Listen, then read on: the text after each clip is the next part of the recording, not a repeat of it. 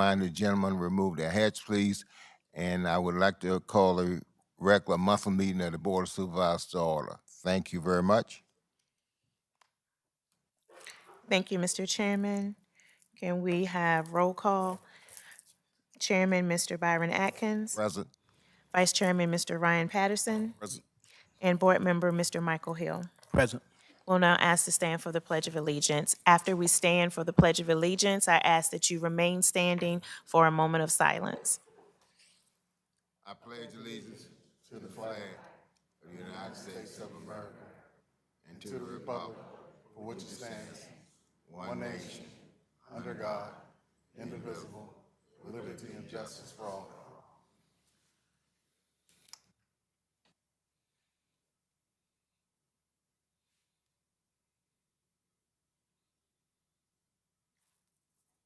Thank you.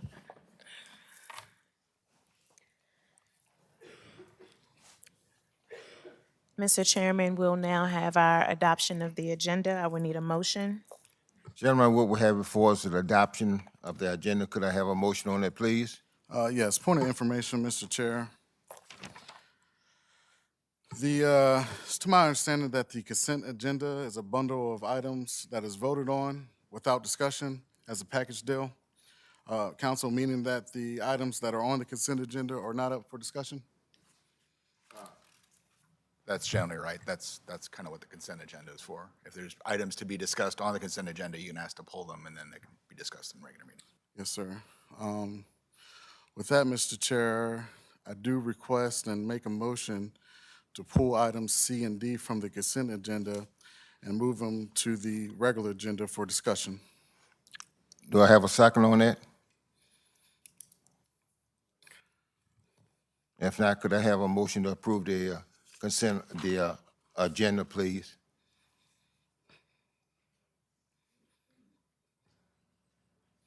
I motion that we approve the consent agenda. Is that your motion, Mr. Hill? Yes, it is. Your vote, Mr. Hill? Aye. Mr. Patterson? Nay? My vote is aye. Thank you. Mr. Chair, before the adoption of agenda, I also move to amend the agenda itself and add the approval of District 1's appointments and reappointments to the consent agenda. Correct it. Is there a second on that? You said why? Well, because we have. Okay, if not, a point of, Mr. Chair, there is a discussion on the floor. The question was why I do have appointments for District 1, and I would like my appointments to be added to the consent agenda and/or the regular agenda for this month. I have three appointments to make. One to the Social Service Board, one to the Landfill Advisory Commission, which will be a reappointment, and one to the Economic Development Authority.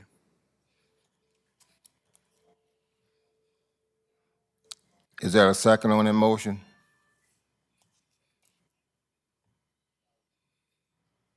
Sorry, can I just get, so is this to add it to the consent agenda? Is the motion to add those items to the consent agenda or the regular agenda? This motion will be to add it to the, to be added to the regular agenda. I got you. Okay. Yeah, I mean, I can make a motion to add it to the consent agenda. Last month, we put appointments on the consent agenda, which I don't know if made it those so we appointments could are on. Usually the consent agenda, those are things that are in the packet and the information is there. So if there's appointments to be made, I guess we would have to be on the regular agenda. Okay. Unless they're already in the packet already. No, there's nothing in the packet. I requested it to be in the packet. It's not in the packet. I've yet to have a valuable explanation that I agree or understand as to why my request to the agenda for a board meeting is not in the packet. I would like for my appointments to be acknowledged, recognized, requested, and voted on. Yeah. I was just making clear as to be consent Yes, sir. regular. Yes, sir. So the motion would be to make an amendment to the agenda to add the approval of District 1's appointments and reappointments on the agenda. That is my motion. Is there a second to that? Do you Mr. need, Chair. Mr. Chair, do you need those names for the sorry. appointments?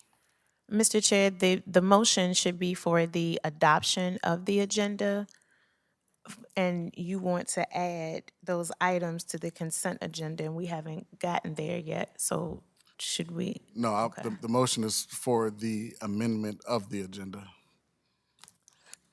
I would like to amend the agenda before we adopt the agenda. Okay, I would like to add appointments to the agenda. I also wanted to add or strike 2 items off of the consent agenda so we can leave them open for discussion. I feel as though if there's 2 items that are on this consent agenda that is worthy of discussion, but we already voted on that. So now my motion is to make an amendment to the agenda to add District 1's appointments to the agenda, because I do have appointments to be made. Appointments are full. No, sir, so the appointments are not full. I'd like to pull just a point of order. Either we're gonna have a second on it or move on with the agenda. Is there a second on this? Well, Mr. Chair, before the point of order, this is the discuss. Guys, before the point of order, in lieu of your point of order, Mr. Chair, a discussion is on the floor right now for the motion. Okay, I'll call for, you heard the motion. Is there a second to the motion? Well, Mr. Chair, I believe that we haven't yet finished that discussion.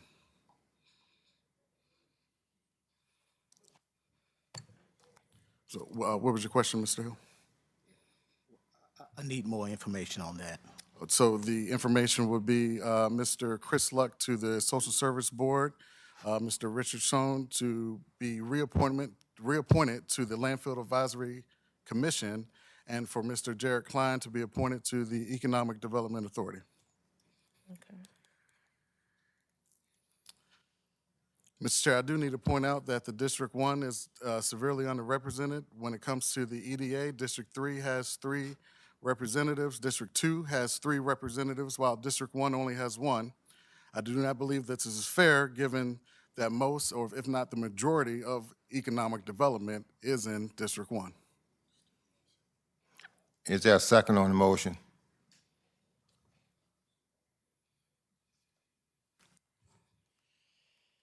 If there's no second, we'll move to approve the minutes from the last meeting. Well,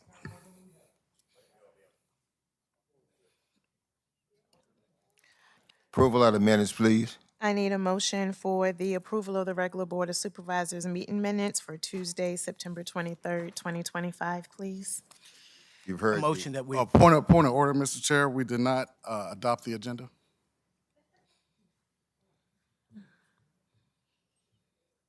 They didn't adopt it. You need a motion to approve the agenda as presented, Mr. Chairman. We have a motion to approve the minutes, the agenda as amended. Mr. Chairman, I motion we approve the agenda as presented. All right. Is that your motion, Mr. Hill? Yes, it is.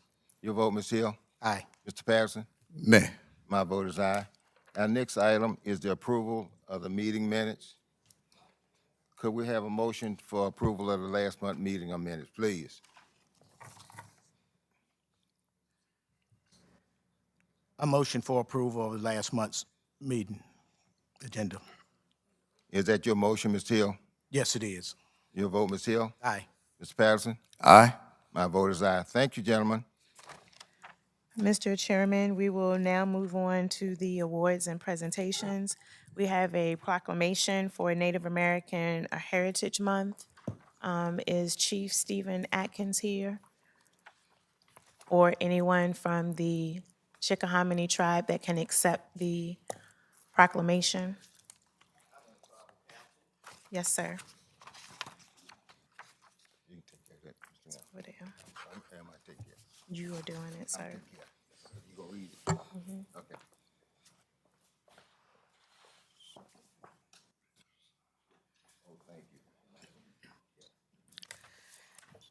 Preston, thank you so much for accepting this. The proclamation reads as such. Charles City County, Virginia, proclamation in recognition of Native American Heritage Month honoring the Chickahominy tribe. Whereas Native American Heritage Month is observed each November to honor and celebrate the rich cultures, traditions, and histories of Native peoples, and to recognize their important contributions to the foundation and growth of our nation.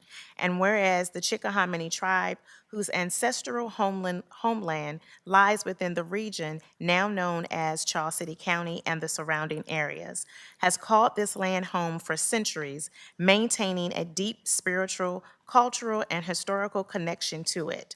And whereas the Chickahominy people have demonstrated remarkable strength, resilience, and leadership through generations, preserving their language, customs, and traditions while contributing to the economic, educational, and civic life of the Commonwealth of Virginia. And whereas Charles City County recognizes the enduring presence and contributions of the Chickahominy tribe and value their role in shaping our shared history and community identity. And whereas during this month and throughout the year, we honor and celebrate the Chickahominy tribe and all Native peoples whose heritage and stewardship of the land continue to enrich the lives of all who call Charles City home. Now therefore be it resolved that the Charles City County Board of Supervisors does hereby proclaim November 2025 as Native American Heritage Month in Charles City County and encourages all residents to learn more about the history, cultural, and contributions of the Chickahominy tribe and all Native peoples of Virginia.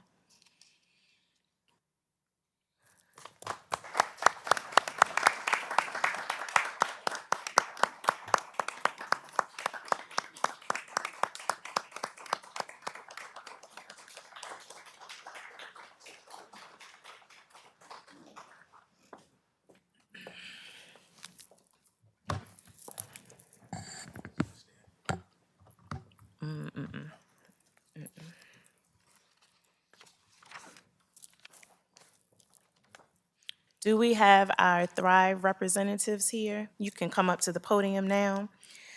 We now have our proclamation 2025 for declaring October as Domestic Violence Awareness Month, and the proclamation reads as such. Whereas domestic violence is a serious crime that affects people of all races, ages, gender, and income levels. And whereas domestic violence is widespread and affects over 4 million Americans each year. And whereas 1 in 3 Americans have witnessed an incident of domestic violence, and whereas children that grow up in violent homes are believed to be abused and neglected at a rate higher than the national average. And whereas domestic violence costs the nation billions of dollars annually in medical expenses, police and court costs, shelters, foster care, sick leave, absenteeism, and non-productivity.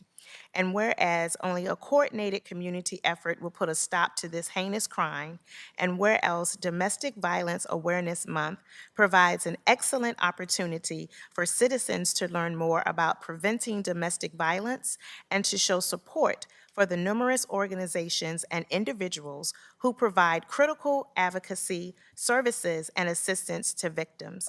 Now, therefore, it is proclaimed by the Charles City County Board of Supervisors the month of October as Domestic Violence Awareness Month, and we ask the citizens of Charles City County to work together to eliminate domestic violence from our community. Thank you, Thrive.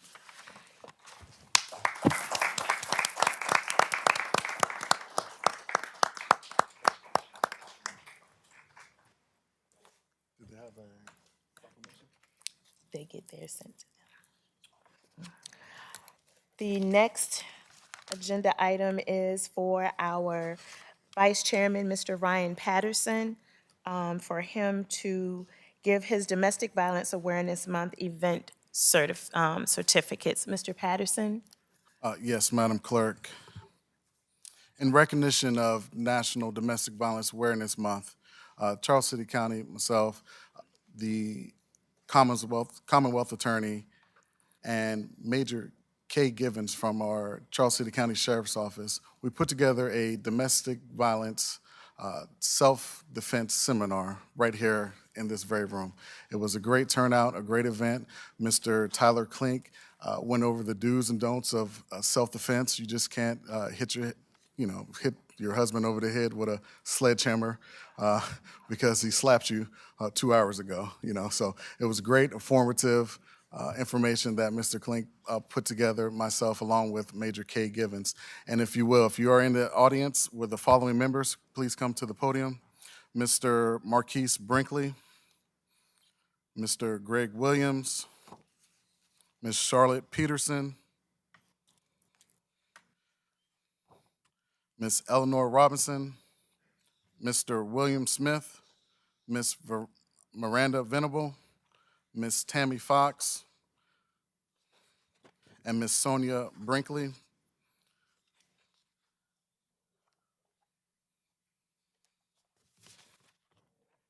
Go down there. And take your picture. Yeah, I'm fine. I don't need to be in the picture.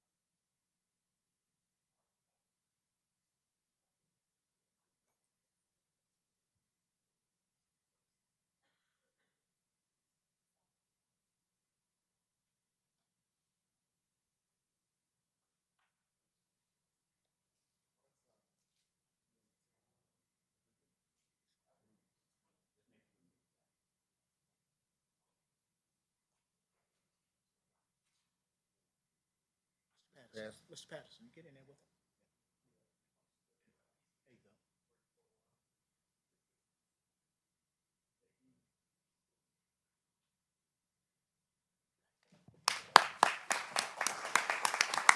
go. Will? Job well done.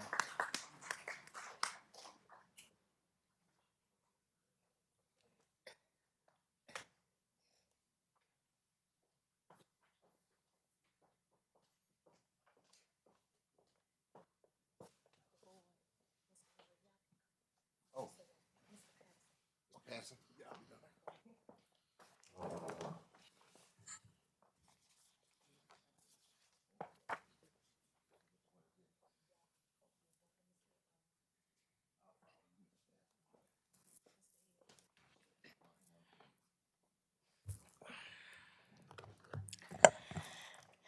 All right. And next we have the proclamation for the CERA certifications for Madam Registrar and Madam Deputy Registrar.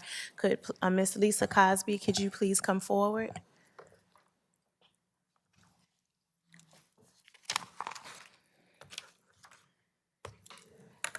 We are recognizing Ms. Lisa A. Cosby and Ms. Danae L. Harris for them getting their certification.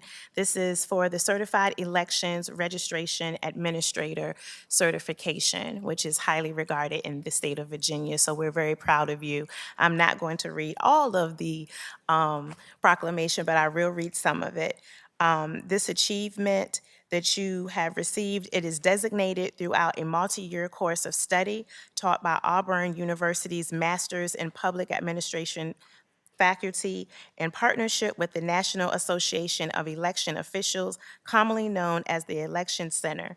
And whereas the purpose of the CERA curriculum is to professionalize the management of election administration while promoting and preserving public trust in the democratic process.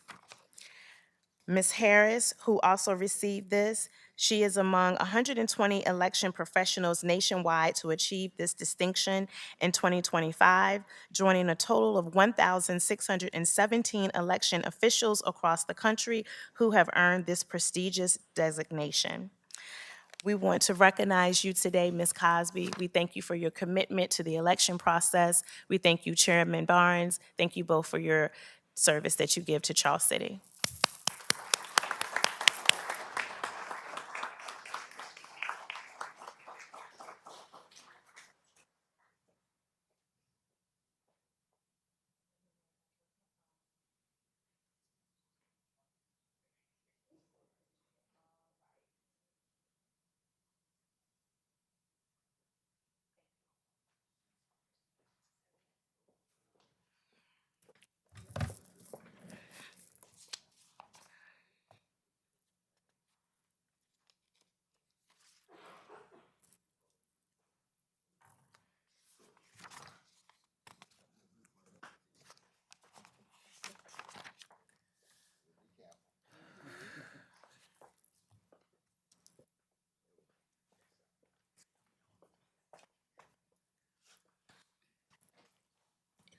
the paper for the public comment period.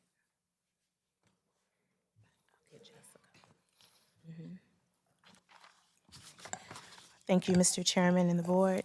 Now this brings us to our public comment period. Ms. Poe, could you bring me the paper in the back?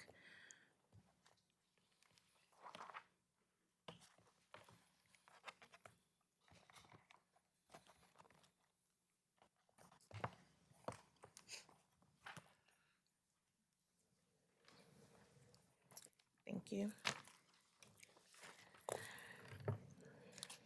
When I call your name, please approach the podium. You can state your name. You do not have to state your address. If you have any documentation or anything, you can give it to me.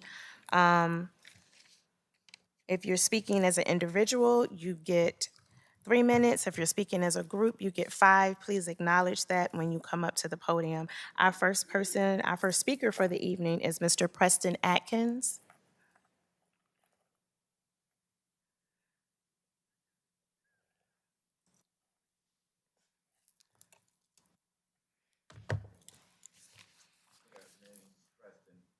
Preston Atkins. First, I want to thank you for that proclamation. It's actually an honor to be recognized before the fact instead of forgotten thought after the fact, so thank you for that. Now to business, trash. I've asked about trying to put something in place for trash. I left home this morning, there's trash all in my front yard and all in the churchyard. I didn't have time to pick it up. So I guess in the future, do I need to call the Public Works Department or the state? Because I'm getting real tired of picking trash out of my yard, flying out of people's trucks. Sign for Barnett Road. 3 days ago, a tractor trailer came in, went down Samaria Lane, through the back lot of Samaria Church, through the grass, instead of going in the gravel lot to go to Barnett Road. So we can Lot Care Road ahead, ignore GPS for Barnett Road, whatever. I'm not going to ask no more. I'm not trying to be rude or cocky, but I will go to the state or federal after this. And then signs, truck, okay. And lastly, the fire department on 106, if we can get some flashing lights. I asked during construction, that fire department's in the middle of 2 blind curves. When these trucks come out, you really need somebody warning them that these trucks are coming out. You can't flashing light on 60. Everywhere, I drive a truck all over the state. Everywhere there's a bad spot for a fire department, there's flashing lights, but this county. So if something happens, the liability is on the county. Thank you. Thank you, Mr. Atkins. Mr. Bill Hopkey.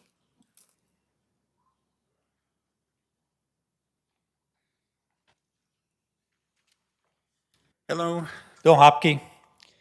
I'm speaking as for a group. We all know the county's suffering from poor and uninformed investment decisions by previous administrations, and in my opinion, summarily ignored by the existing Board of Supervisors, other than in the words of Chairman Atkins several months ago, where our budget was discussed for 2026, he stated, "This fiscal year is a year of survival." A bit ominous. We all heard many of you say, "We inherited this," blaming previous administrations. We kind of agree with most of that, except for Mr. Atkins, Chairman Atkins, since he was in the previous administration. No matter what, the issues need to be solved. I openly criticized the first issuance of a revenue anticipation note in August of 2024 and warned everyone of the excessive leverage, thereby increasing risk of default by this county. It's what really got me interested in the county, which I'm sure all of you are glad of. During that year, no decisions were made to reduce the ongoing operating deficits. In fact, raises were awarded to employees, leading to the need to effectively roll or renew the existing revenue anticipation note for another year. Now, under the guidance of Davenport, our intermittent financial advisor, That term, intermittent, is new that I noticed on a slide a few months ago. I would use another term to describe it, but I can't use that term in public. So, and has advised the county using a poker term, which I don't play, but guiding us to go all in the pot with no cards in our hand that we can see. The new borrowings are pledging everything this county owns, all the way down to the toilets in the administration building and the bathrooms at Market 5. That's right, the buildings, everything is collateralized that we own. Most organizations have a forecast or plan on how to repay bonds that are issued or loans that are gained. Not us. The only thing mentioned so far by Davenport is what the property tax rate would have to rise to in order to service the new loans. Or maybe it's a new data center that will generate tax revenues, but in 4 or 5 years. It seems to me if one mistake is made by this administration, we, the citizens, are facing financial ruin. If the county is holding any cards, please share them. The 88-acre parcel that was sold many, many months ago for $1.5 million. What's the status? Did they make a down payment? When's it going to close? How much is it? Has AES made a progress payment, or are they due to make any payments on the development of one of the solar facilities? If not, how much will it be and when? Has the county simply accepted the prospect of annual losses on Market 5 of over $150,000 a year to manage it? Are there any other identifiable sources of cash revenue in the fiscal year other than leveraging the county, issuing new bonds, to the hilt with new financings? Has the county identified any cost reductions from their operations? In other words, the administration. And if so, what are they and how much? Last, how much are we spending in legal fees and commissions to Davenport? Neither gets disclosed in a document when you do a bond deal. We want to know how much it's costing us to issue those bonds. Thank you.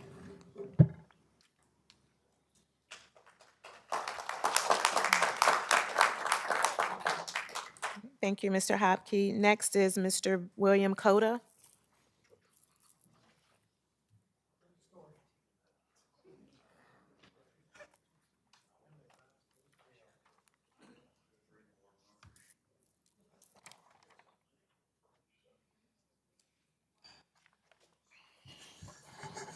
Good evening, Mr. Chairman, Mr. Vice Chairman, members of the board.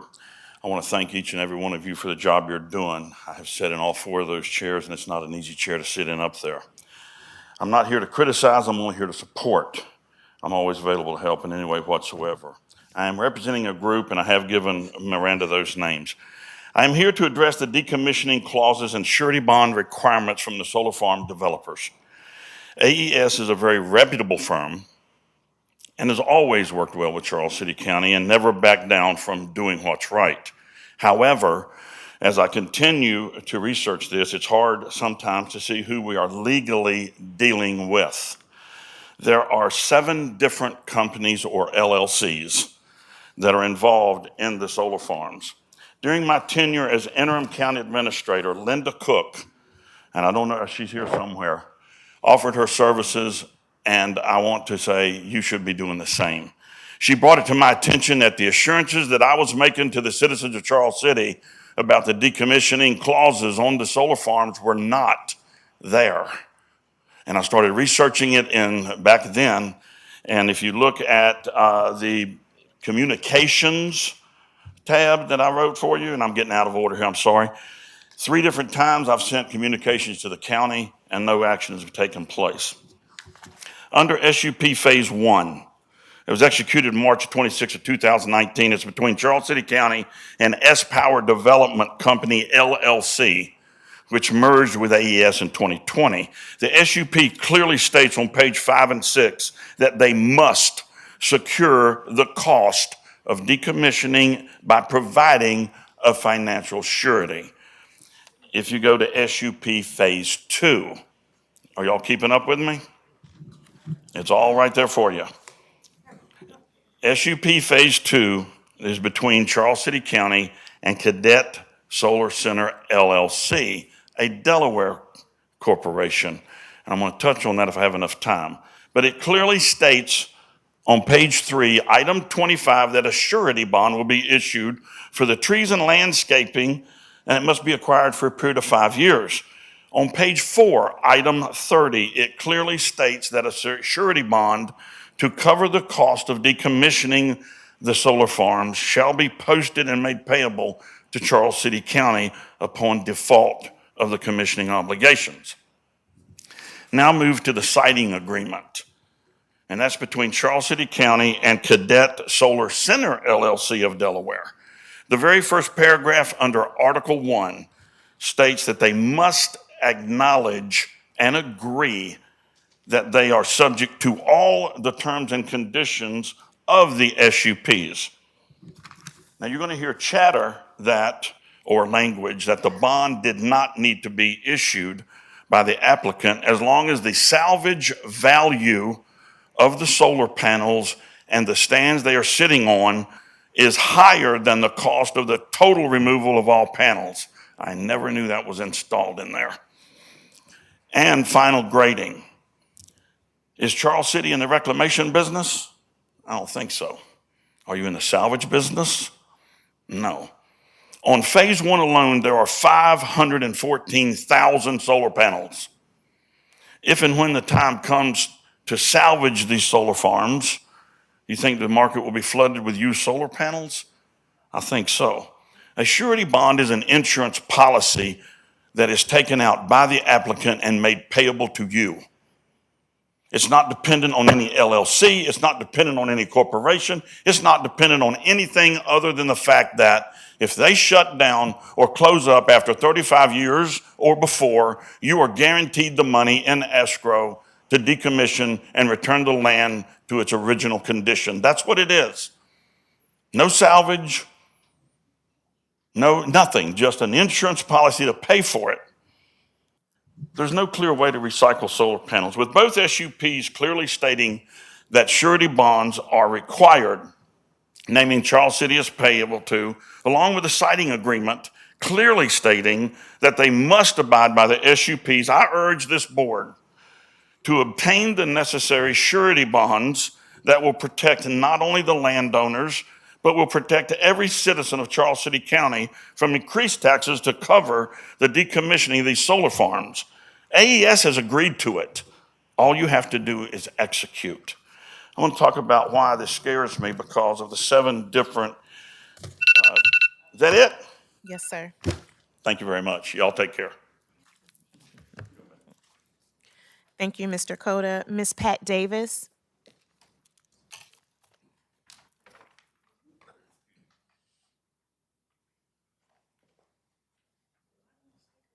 Hi. I don't know if I can follow that act. I want to talk about the, is that better? Ms. Davis, are you a group or an individual? I'm by myself. Okay. There are many adages I'm sure you're aware of. A penny saved is a penny earned.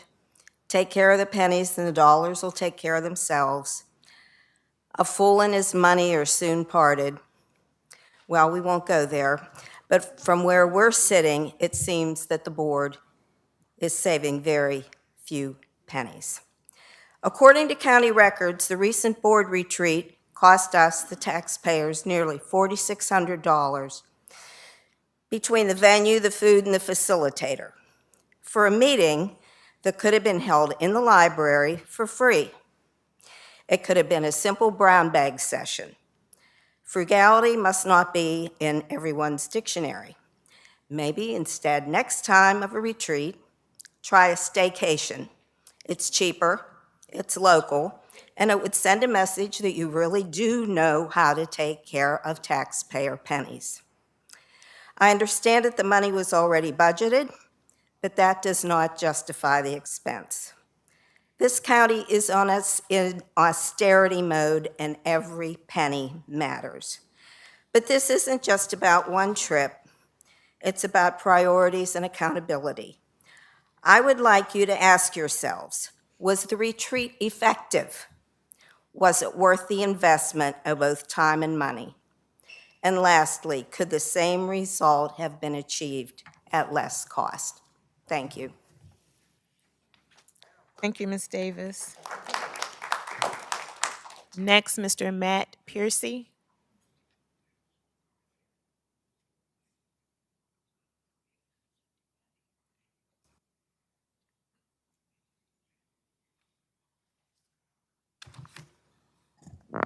Matt Piercy. I'll be speaking on behalf of a group at a couple of different topics here, although I don't think I'll take the whole time.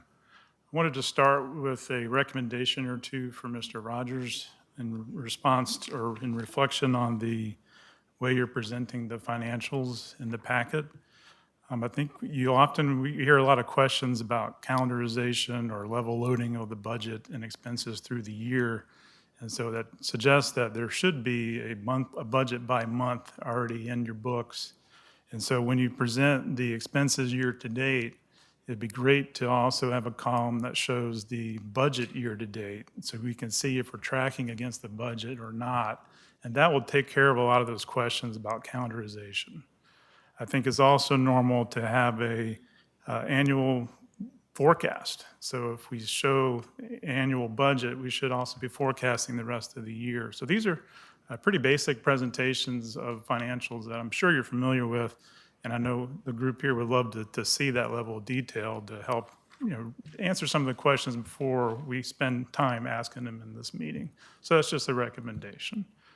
Looking at the numbers, I did want to ask a question, although I don't expect an answer tonight.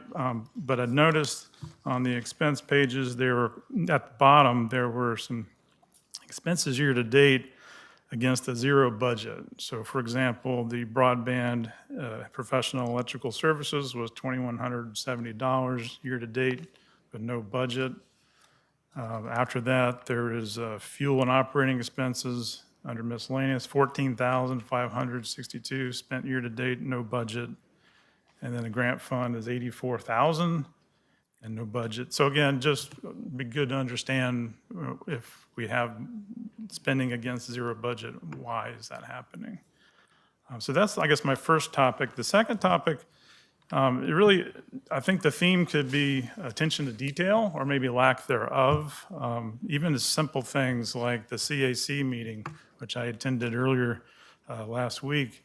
Even on the agenda packet today, we say 6 p.m. It's a 6:30 meeting, so just some details. Can we just try to get those right? Looking at the packet for what you're getting ready to vote on, for example, let's see here, the resolution for the contract services under IBTS. In that contract, or at least what's presented here, there's mentioned that the services are based on an Omnia labor categories and rates document that would describe the compensation. That's not in the packet for us to see, so the public has really no upfront knowledge of what the cost will be. I think that either is a mistake or a purposeful lack of information. If we move forward to the Vision Government Solutions proposal,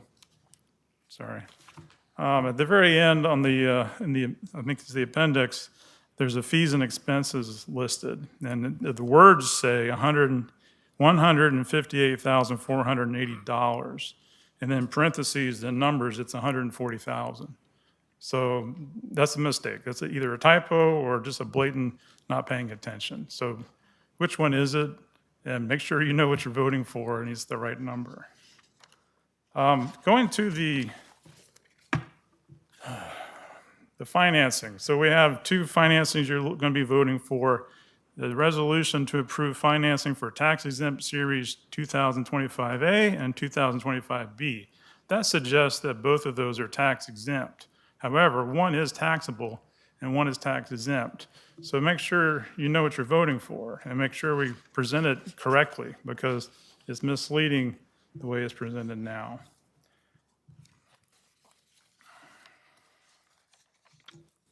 I guess, I'll be honest, I was willing to say that those lacks of detail were just oversights, or maybe, I hate to use the word, but maybe some incompetence. But after the beginning of this meeting, I suspect it might be malicious. If the vice chairman of this board can't get his agenda items on the agenda, maybe there's something else going on. Thank you.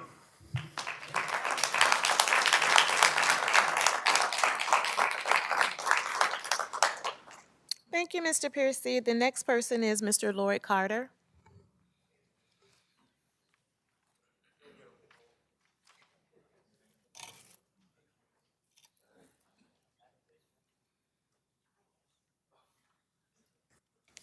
Good evening. My name is Lloyd Carter.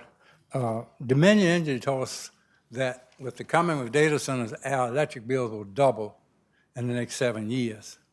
So those of you who had the privilege of attending the work session last week, we see that point one is presenting their urgency.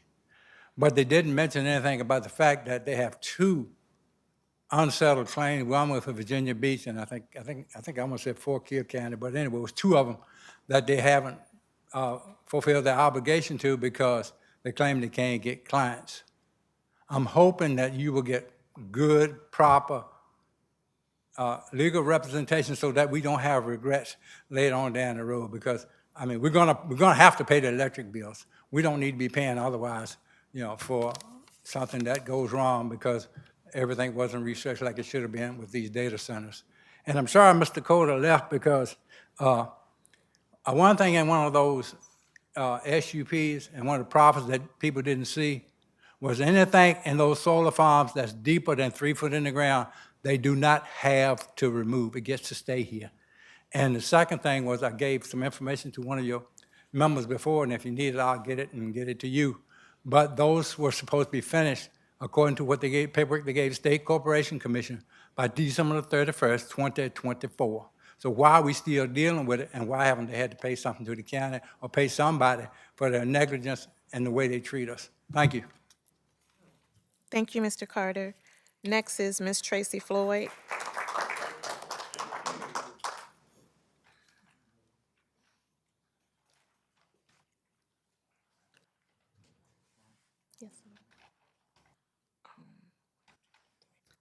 Tracy Floyd, Mrs. Venable, speaking as an individual tonight, just FYI.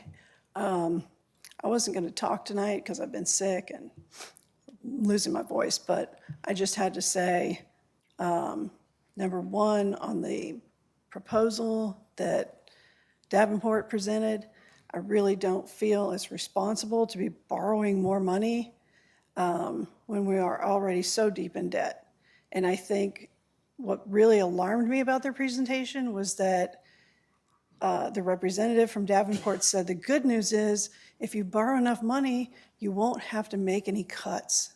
And I feel like we've all been in debt at one point or another in our lives, whether it's student debt or when we were in college and we didn't have much money. The first thing you do is you cut. You make cuts. It's painful, I know, but you do. That's what you have to do. And the other thing I would like to say, and even though I live in District 3, I'm appalled that Mr. Patterson could not get a second to his motion to add his appointments to the agenda. This is appalling. What is going on here with this group? Aren't you guys appalled at that? That's ridiculous. It's disrespectful.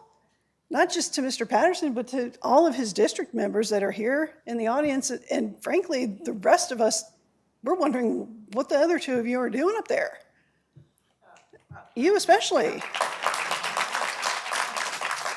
Mr. Chairman. And I think that'll wrap it up for tonight. I'm going to end on a high note because I don't feel good. Thank you for your time. Thank you, Ms. Floyd. The next person is Mr. Jared Klein. Hey, Miranda, I'll be speaking on a group. Thank you, sir.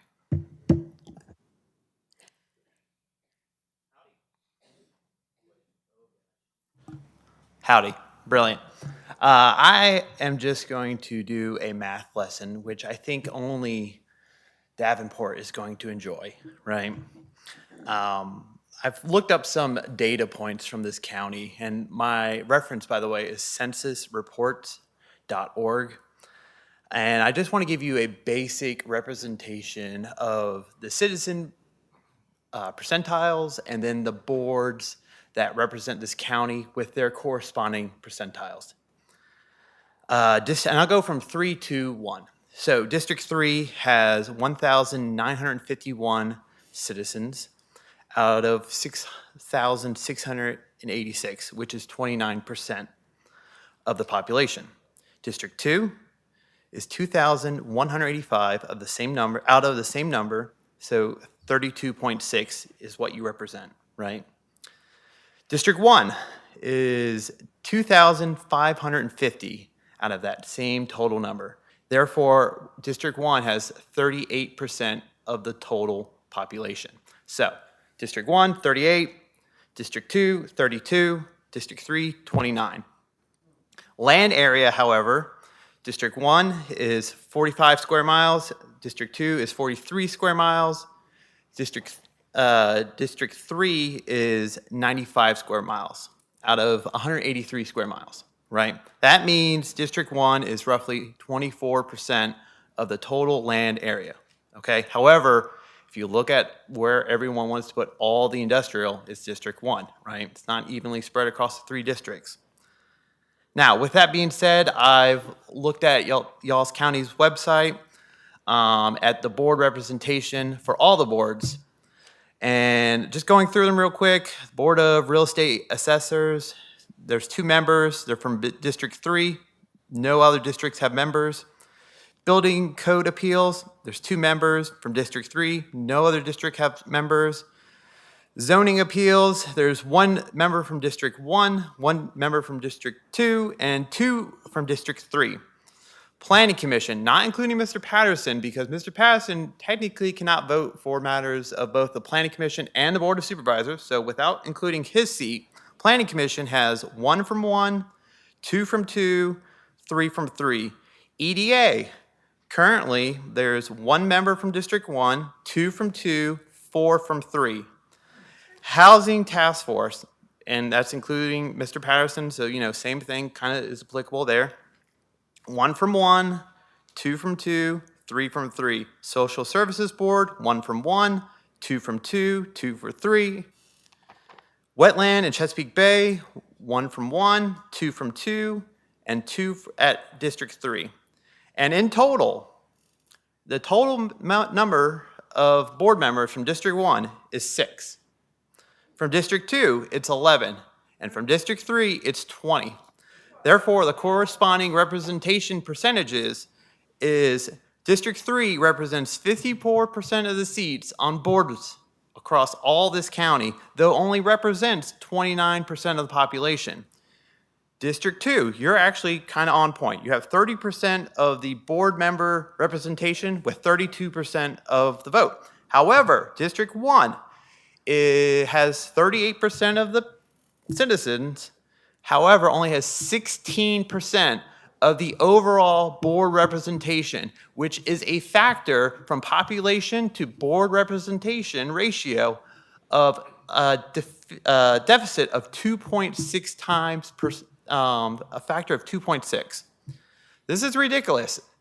District 1 is growing. All the other districts, if you looked over the last 3 census, they are declining, right? We should have adequate board representation. Thank you.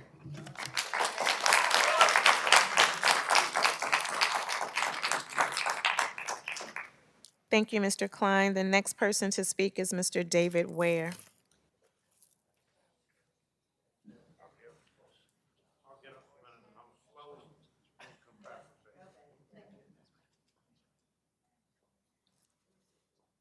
I'll be there shortly, young lady.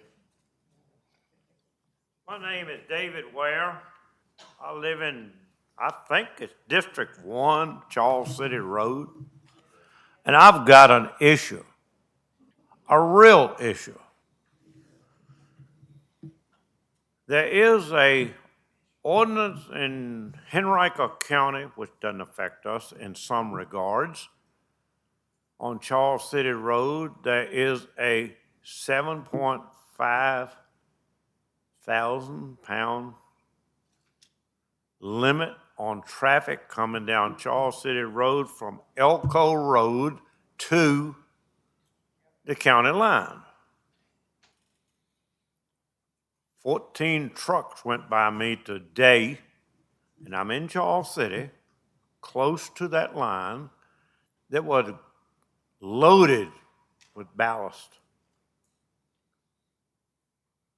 I spent the day on the phone with the state, with Henrico County, with Charles City County, the DOT. I haven't called the federals yet, but I will tomorrow. And if you can't deal with this issue, if I pull out of my driveway headed west, it's a blind curve almost, 100 yards.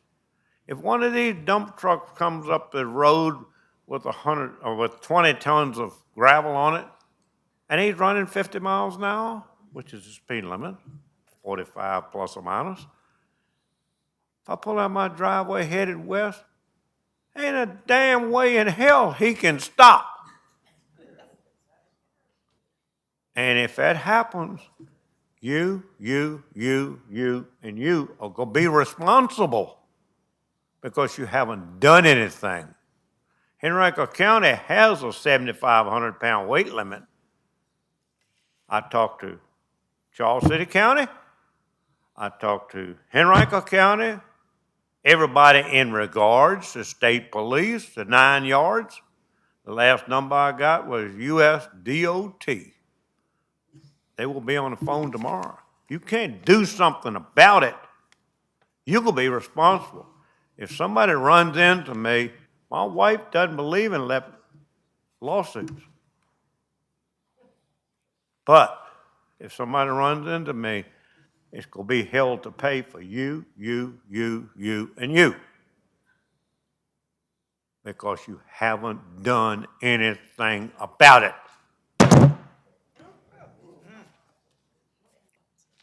Thank you, Mr. Ware.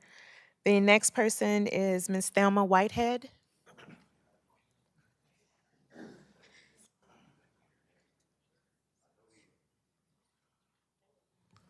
Ms. Whitehead, before you make a statement, I will ask, no matter how emotional you guys may be, don't take it out on my podium. I try not to. Thelma Whitehead. Ms. Whitehead, are you speaking as a group or an individual? Yes, ma'am. Thank you. First of all, I live on the Glebe Lane at the corner of Old Cemetery Road, and we have a beaver problem. I don't know where I need to come, but the water constantly backs up whenever it rains. It floods the road out, and it backs up in my yard. Terrible. Saturday morning, I was home, and I heard something go, pow, and I went out there, and a young man said the beaver had cut down a tree, and it had fell across the power line. So my power went out about 11:15, and it came back on about 3:45. What can be done about this? Can the beavers be caught and transported somewhere else, or did y'all catch them from somewhere else and now they living behind my house? What can be done? You know, this is a great problem because they just cut down this tree, and what's to say they're not going to cut down some more? And the little drizzler that we had today, the water is already backing up in my yard.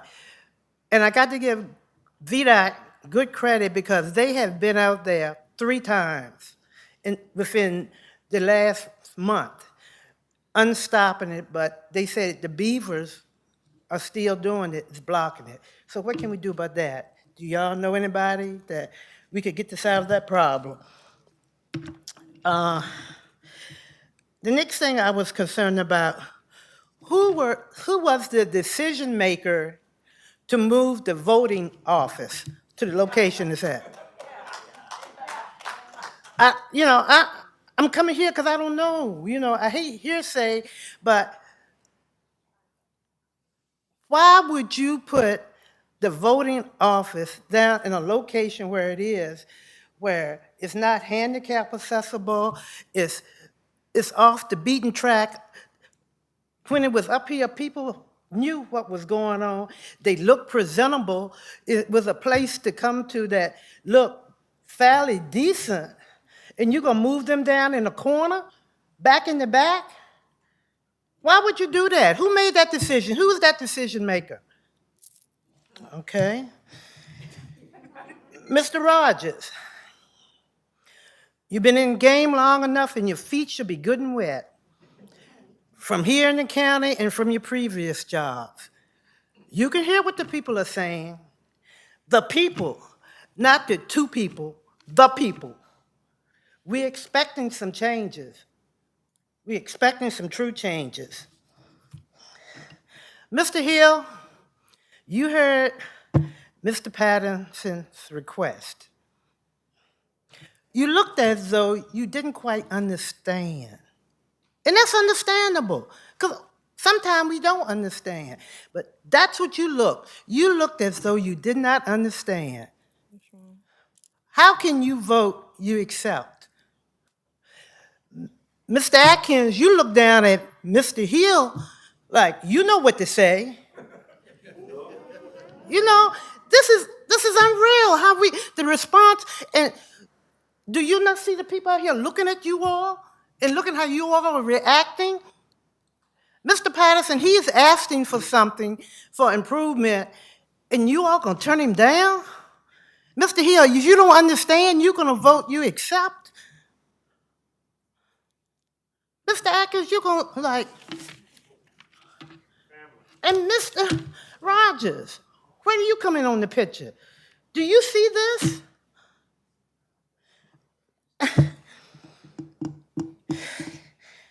Lord, my paper is so scribbled up, I don't know what I want to say next. But I just think we deserve better. There's a tax problem going on again. What we gonna do about that?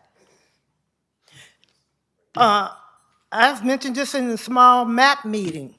We have people here in the county that are so knowledgeable that the Board of Supervisors don't use. Why? You went out and Betta Burrell came in pro bono, and you gave her all the praise in the world. And I don't have no problem with that. Can you tell me what she did? Can you tell me what she found? What she didn't find? What we need to improve? What we're right on? But she got all the praise in the world. And I'm gonna be first to understand, I didn't quite understand Bill Coder, but I kind of understood him. Was he trying to throw y'all up under the bus for something y'all done? Okay, bye.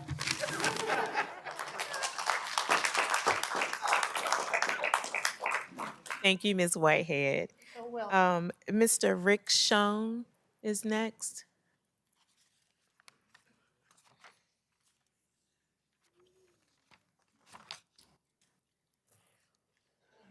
Rick Schoen, speaking as an individual.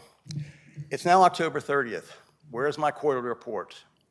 I should be able to see a quarterly report on how this county is doing from June 30 to September 30. It should have 7 columns on it. One clearly designating what the categories are of my budget. I should be able to see what the budget was, what we actually did, what the variance was for this year, as well as the same for last year. Because some of my friends over here from Davenport pointed out last time, you can't just annualize the budget. And you can't be running a county without seeing a budget and seeing how you're doing. You can't be doing this. You should be seeing this on a monthly basis. I'm only asking for it on a quarterly basis. Your executive meetings should be going over this because that's how you run a county. This is a business. This isn't a private piggy bank. You need to start giving us the information we deserve. We need to see how this is being done rather than at the end of an accounting period, after the audit is done, 15 months after the whole process is over. That's ridiculous. You need to give us monthly, not monthly, but quarterly updates so we can see what's going on.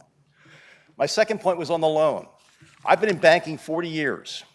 To increase your loan, to increase your interest rate, to increase your payment, to pay yourself out of debt is one of the most ridiculous things I think I've ever heard.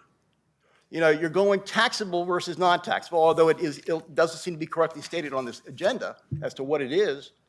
But my understanding is you're doing that to avoid going through the county as a referendum. You're avoiding the citizenry. That is the wrong move. You haven't told us what's going on. You haven't advised us what's going on. You haven't told us what the advantages, disadvantages, pluses and minuses, what the other options may be. You're holding this up there like you're sitting there on Mount Rushmore. You owe us information, and you ought to be giving it to us. My last point is on raises and holidays. A little back of the envelope tells me that every time you give somebody a holiday, it costs this county $60,000. In the old days, when you used to have to vote on one day, maybe it's possible to give election day off. We have early voting. You can be voting for the last month. There's no reason to give the county employees time off that the citizenry has to put on their back. That's just wrong.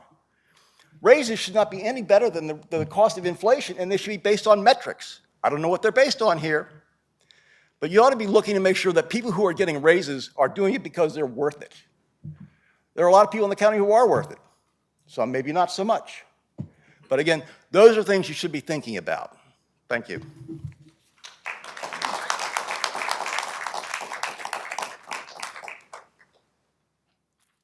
Thank you, Mr. Schoen. Ms. Brandy Moreno, speaking as a group.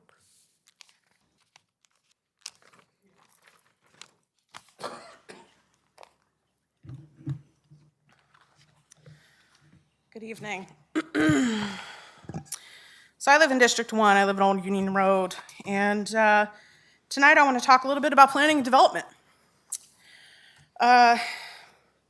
We need change, real change, because quite frankly, this county deserves honesty and transparency, something that can't occur with current staffing in place.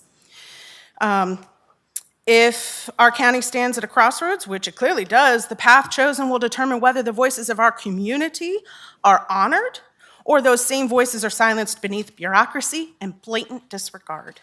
Let me be clear, the purpose of planning and zoning, or as it's called in this county, community development, is to serve our residents, not to market our county to outside developers. Our policies must work with the people who call Charles City home and those who have businesses within the county, not against us. When citizens are forced to fight for recognition in their own community, something is deeply wrong. We cannot and must not allow our county to become a commodity for outsiders at our expense, the expense of our rural character. That same rural character that this community development staff says they're trying to protect. It's also important to note that planning that excludes citizens is planning that fails. Every person in this room, every resident has and deserves to have their voice heard and to be respected. It is unacceptable that staff have repeatedly disrespected citizens at meetings that are open to the public, made surveys inaccessible to many, and resorted to rudeness and insult to shut down voices so they could be elevated. Blatant disregard isn't just discourteous, it's destructive. And when citizens are treated as obstacles instead of partners, the county erodes public trust and stifles the very participation that we need to thrive and to fix the problems in this county. We, the citizens, are demanding a new norm, one of respect, where staff listens as we speak and every citizen's treated with dignity. And while I'm focusing on planning tonight, this applies to all aspects of government, clearly. We saw that tonight. How can we talk about building a brighter tomorrow when today's needs go unmet? Charles City County can't truly plan for its future when our present's unaffordable and resources stretched thin. Fiscal responsibility demands hard choices, and we owe it to residents to prioritize what matters, basic services and everyday needs, before chasing speculative development that may never materialize. Our future depends on our honesty and discipline. If planning is genuinely effectively rooted in community input and guidance by honest priorities, there's no need for a unified development ordinance. In the Commonwealth of Virginia, there are only 6 localities that I could find that utilize UDOs, and only one, Strasburg, Virginia, is comparable to size of Charles City.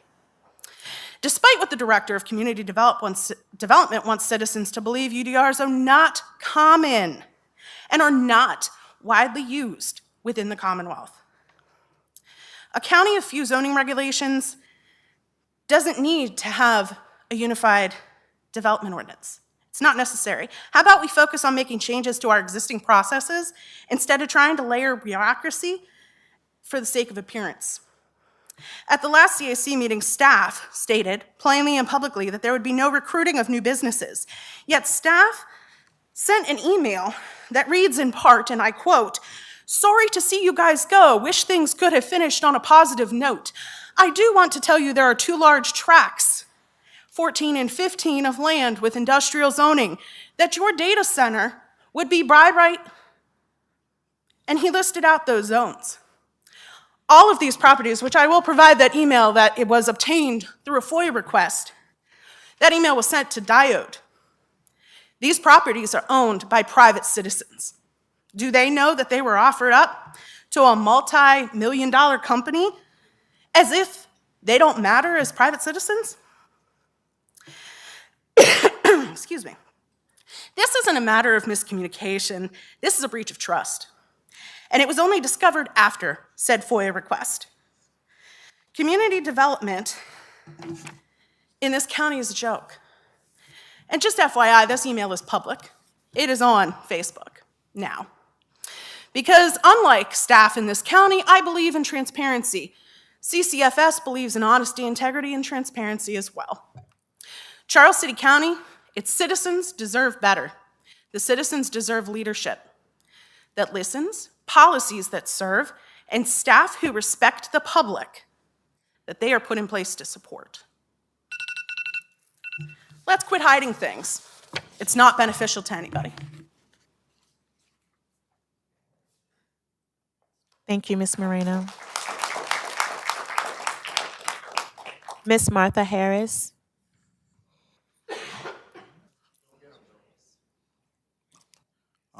Ms. Harris, Mr. Chair, before Ms. Harris comes to the podium, I would like to recognize the presence of the Chief Stephen Atkins and offer if he has any anything prepared speech, or not right now, Mr. Atkins, but if he had any prepared speech that he would like to say on behalf of the tribe at the end of the public comment period, that we extend that offer to him. Ms. Harris.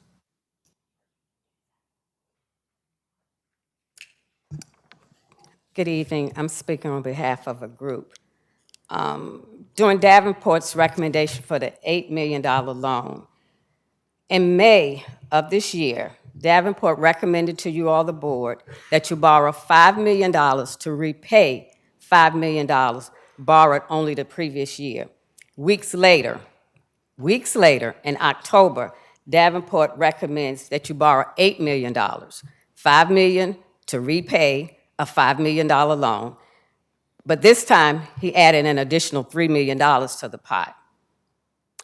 Davenport's latest recommendation included $3 million to address DEQ's consent order for two now, of your 4 wastewater treatment plants. You only have 4, 2 of those on the consent order. Regarding the $8 million, what changed in a few weeks' time from July to October of this year? Did Davenport not know about the $3 million needed to satisfy DEQ's consent order? And how much has Davenport been making off this county each time they provide this type of financial guidance? The school's wastewater treatment facility plant, last week at the school board meeting, they announced that you all had asked for their 5-year CIP for the next 5 years. Is the county not, and the school added the wastewater treatment plant that you all voted for on an MOU to take over. Is the county not including the school's plant in your CIP, seeing that you convinced the schools to enter in an MOU with you? Why wasn't the school's plant included in Davenport's bid for additional funding? The voter registration office, is it accessible to persons with disabilities? If not, whose responsibility is it to ensure compliance with the ADA, Americans with Disabilities Act?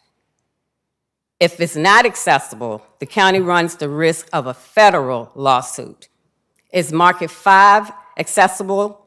Their entrance, their restrooms, parking lot, are those avenues accessible to persons with disabilities? As a recipient of federal funds, the law requires that the building be accessible. Even though it was funded by our state dollars, it still falls within the federal guidelines. As far as the representation on these boards and commissions, for decades, board members' appointments have not been a part of consent agenda. You all voted on those. You presented who you were appointing and reappointing, and you all voted on it. It wasn't done that way last month. Why? Why was there a difference last month? If the number of representatives on the EDA is disproportionately allocated to District 2 and 3, then why is that the case? Mr. Patterson and Travis makes very valid points concerning most of the proposed development being slated to occur in District 1. Travis's presentation was also very telling. Now, as I mentioned before in a town hall meeting about District 3's representative, he recently reappointed someone who was dead. How can a deceased person serve on a board or commission? And you can go back and check that. Yes, he was deceased when you made his reappointment. The continued disrespect of Mr. Patterson is very disconcerting. Just keep on fighting for us.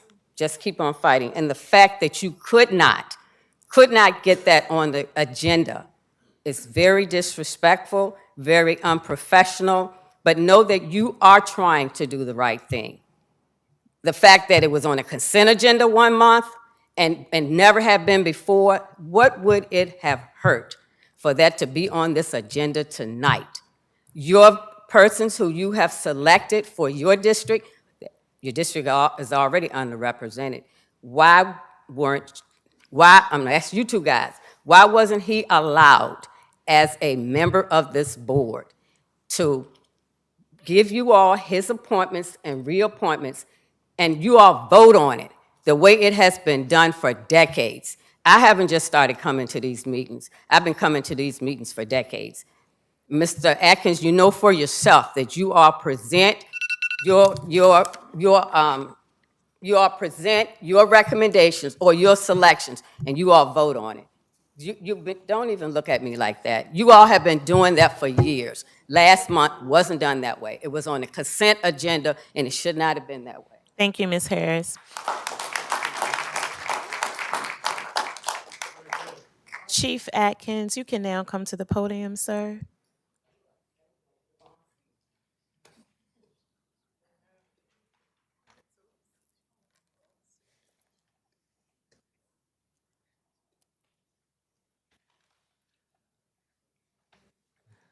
Good evening, members of the board, county administrator, Ms. Venable, and the county attorney.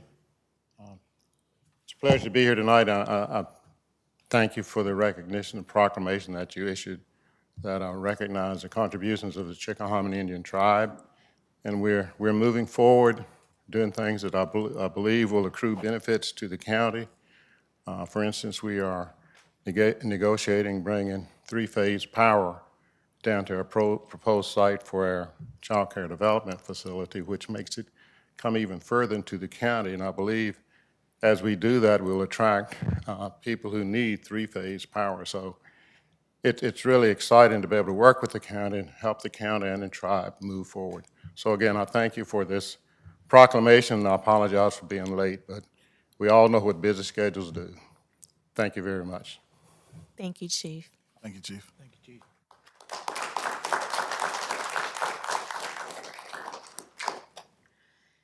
Mr. Chairman, this now brings us to the consent agenda. We will need a motion to approve the resolution to approve the county health insurance contract, resolution designating Election Day 2025 as a holiday, resolution to appoint building official and contract for on-call inspection services, and resolution to approve the vision software contract, sir. We have the items on the consent agenda before you, and the first one is the,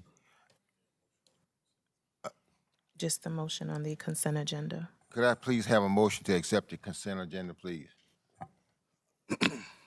Point of information again, Mr. Chair. Again, the items that are on the consent agenda, council, again, if you can reiterate the items that are on the consent agenda. Any items that are on the consent agenda are not up or open for discussion. Is that correct, council? Yes, sir. That's the function of the consent agenda. Yes, sir. So therefore, I would like to move to, again, make an amendment to the consent agenda to remove items C and D, to have those strike from the consent agenda, which automatically puts them to the regular agenda. That way, they can be open for discussion. And that is the resolution to appoint a building official and contract on-call inspection services, and a resolution to approve vision software contract. Mr. Chair, this motion was already done earlier and it failed. Are we doing this again?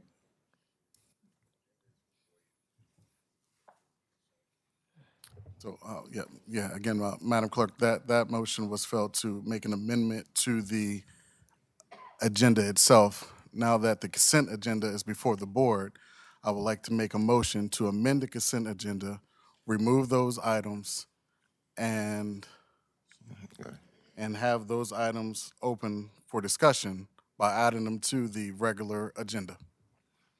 Is that correct, Mr. Bosch? Motion. Yes, sir. So what we need is a motion to approve the consent agenda. Is there a motion to approve it? No, sir. Point of order, we have a motion to make an amendment, again, to the consent agenda. Is there a second on that motion? What is, If not, I'd like to have a motion for the consent agenda, please. wait a minute. What is the purpose of that? So the purpose of that would be to have a discussion on the appointment of the building official and contact for on-call service inspection, and to have, which is page 20 to 23 in our book.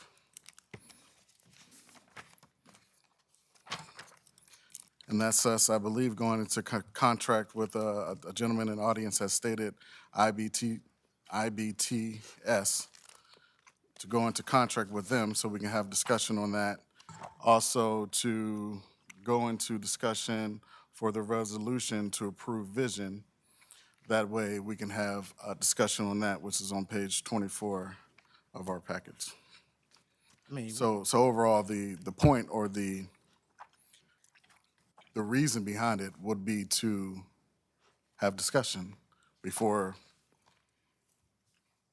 voting on these items without proper discussion. It's not has any of the board had opportunity to discuss the packet upon receiving the packet this month? I mean, for the building inspector, I mean, that's something that we, Could we move on whether we're going to have a motion on this? Point of order, Mr. Chair, this is a discussion for the, that is required for this motion. And the question was, have either of the board members had time or opportunity to review the packet and discuss with staff what's on the agenda? I know I personally haven't.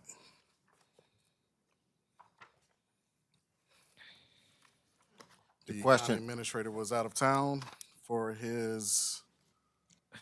The question before us, is there a second on Mr. Patterson's motion?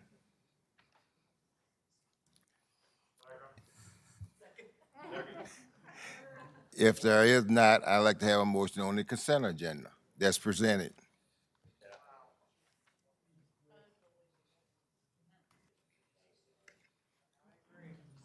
I make a motion that we accept the consent agenda. And that's your motion, Mr. Hill? Yes, it is. And your vote, Mr. Hill? Aye. Mr. Patterson? We are accepting an agenda. We are making a motion to approve this without discussion and without further understanding. How much is it going to be for the building official? And how much is it going to be for the vision software contract? What's your vote, Mr. Pastor? Nay. My vote is aye. The first item we have is item A, resolution approval of county health insurance plan. No. Regular. Mr. Chairman, we're under regular agenda, and this is for the resolution to approve financing for tax exempt series 2025A and 2025B. What we have before us is resolution, No, there's a presentation, sir. presentation. Thank you.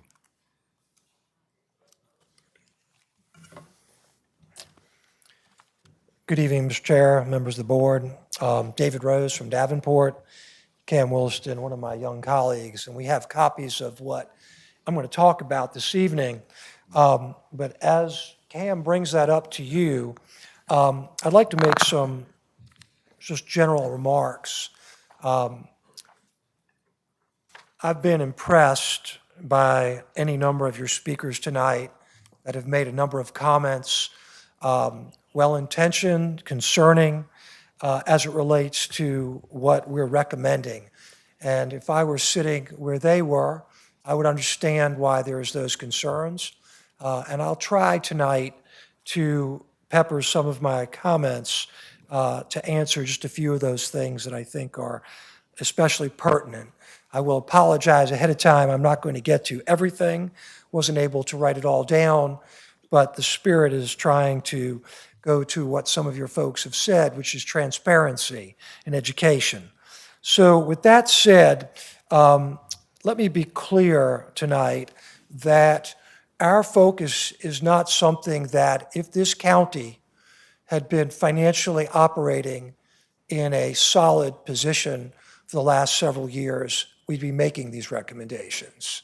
And I think I've given that sense of it many months ago, or several months ago, when I first came and joined you and told you some of my concerns.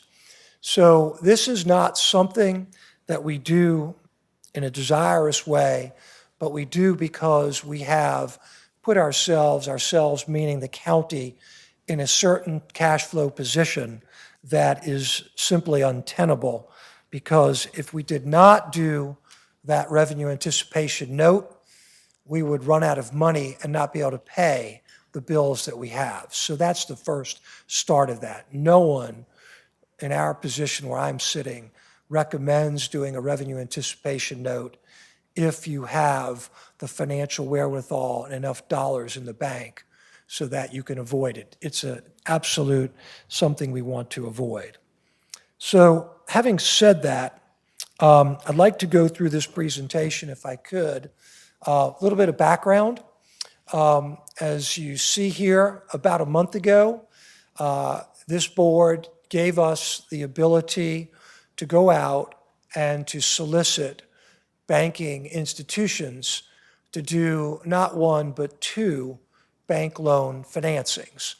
One of the speakers said, well, why was it not just the first to take care of effectively that ran at roughly $5 million? That's a great question and a very valid one. And the second is to do that upwards of almost $3 million, which is for a bond anticipation note, interim financing as we call it, to take care of and to move forward those projects that you have to do on the utility side. Those are not elective, but you have to. So the question is, well, why was Davenport not talking about that months ago? Great question and a fair question. When Mr. Rogers came on board, his leadership was such that he said, there are certain things we've got to do away from getting our house in order cash flow wise. And one of those things was to make sure that we were not kicking the can on the utility side for things that are both under court order, I'll call it, DEQ requirements, as well as those that may be close and need attention. So with that said, what the staff did was to take a look at what is necessary in terms of getting funding going so that we can put ourselves as a county in position to get more than the grants we have now, hopefully, and to get possibly some low-interest monies for other needs as it relates to the utilities.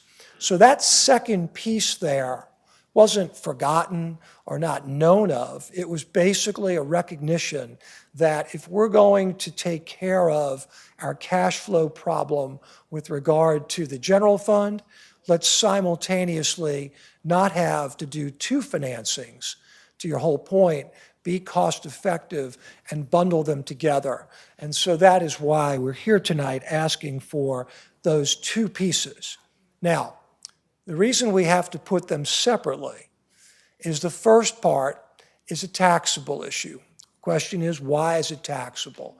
That's because we are reimbursing ourselves, we, the county, for projects that have already been paid for out of cash. Now, that may sound ridiculous, but the problem is there's a happy balance between doing cash funding projects and borrowing for projects. Unfortunately, this county went ineffectively all in, to use that term, in paying cash. So as a result, not only did it deplete its fund balance, which was very healthy some 5 years ago, but it also, as we learned and figured out, had a $3.5 million overrun on the fire station that was done. So you put those things together, and the county basically expended almost all of its fund balance. So as a result, it needed to do those RANs. Having said all of that, what are we doing? Why are we replacing one $5 million piece with another $5 million piece? Another very fair question. Here's why. What we're replacing is a short-term $5 million piece, a RAN, that has got to be paid off by the end of a fiscal year with a longer-term financing that allows the county to reimburse itself and put the $5 million back into its coffers to avoid, hopefully, a future RAN at the end of this year, and at the same time to effectively amortize, pay, if you would, those capital improvements over roughly the next 15 or so years. That is the approach. Now, why is it done taxably? We don't want it to be done taxably, but as your county attorney, which is also your legal counsel in terms of bond issues, will tell you, because the county never did what's called a reimbursement resolution several years ago, it can only reimburse itself and do a permanent borrowing on a taxable basis. That's why it's done as a taxable issue. And the interest rate that we estimated when we did all the planning was at 6.5%. But thankfully, if all works out, the actual rate you'll see here that we're recommending will be below 6% and will be fixed for the life of the loan. So all of that said, I wanted to make sure that people understood we're not just replacing one $5 million with another $5 million. Now, let me talk a little bit further about where the county stands debt-wise.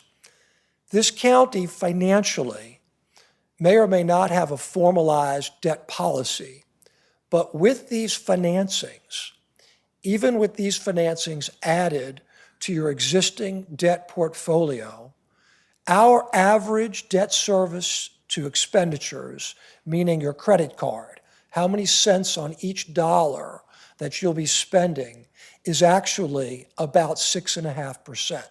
Just to put that in perspective, that's below the average of your peers.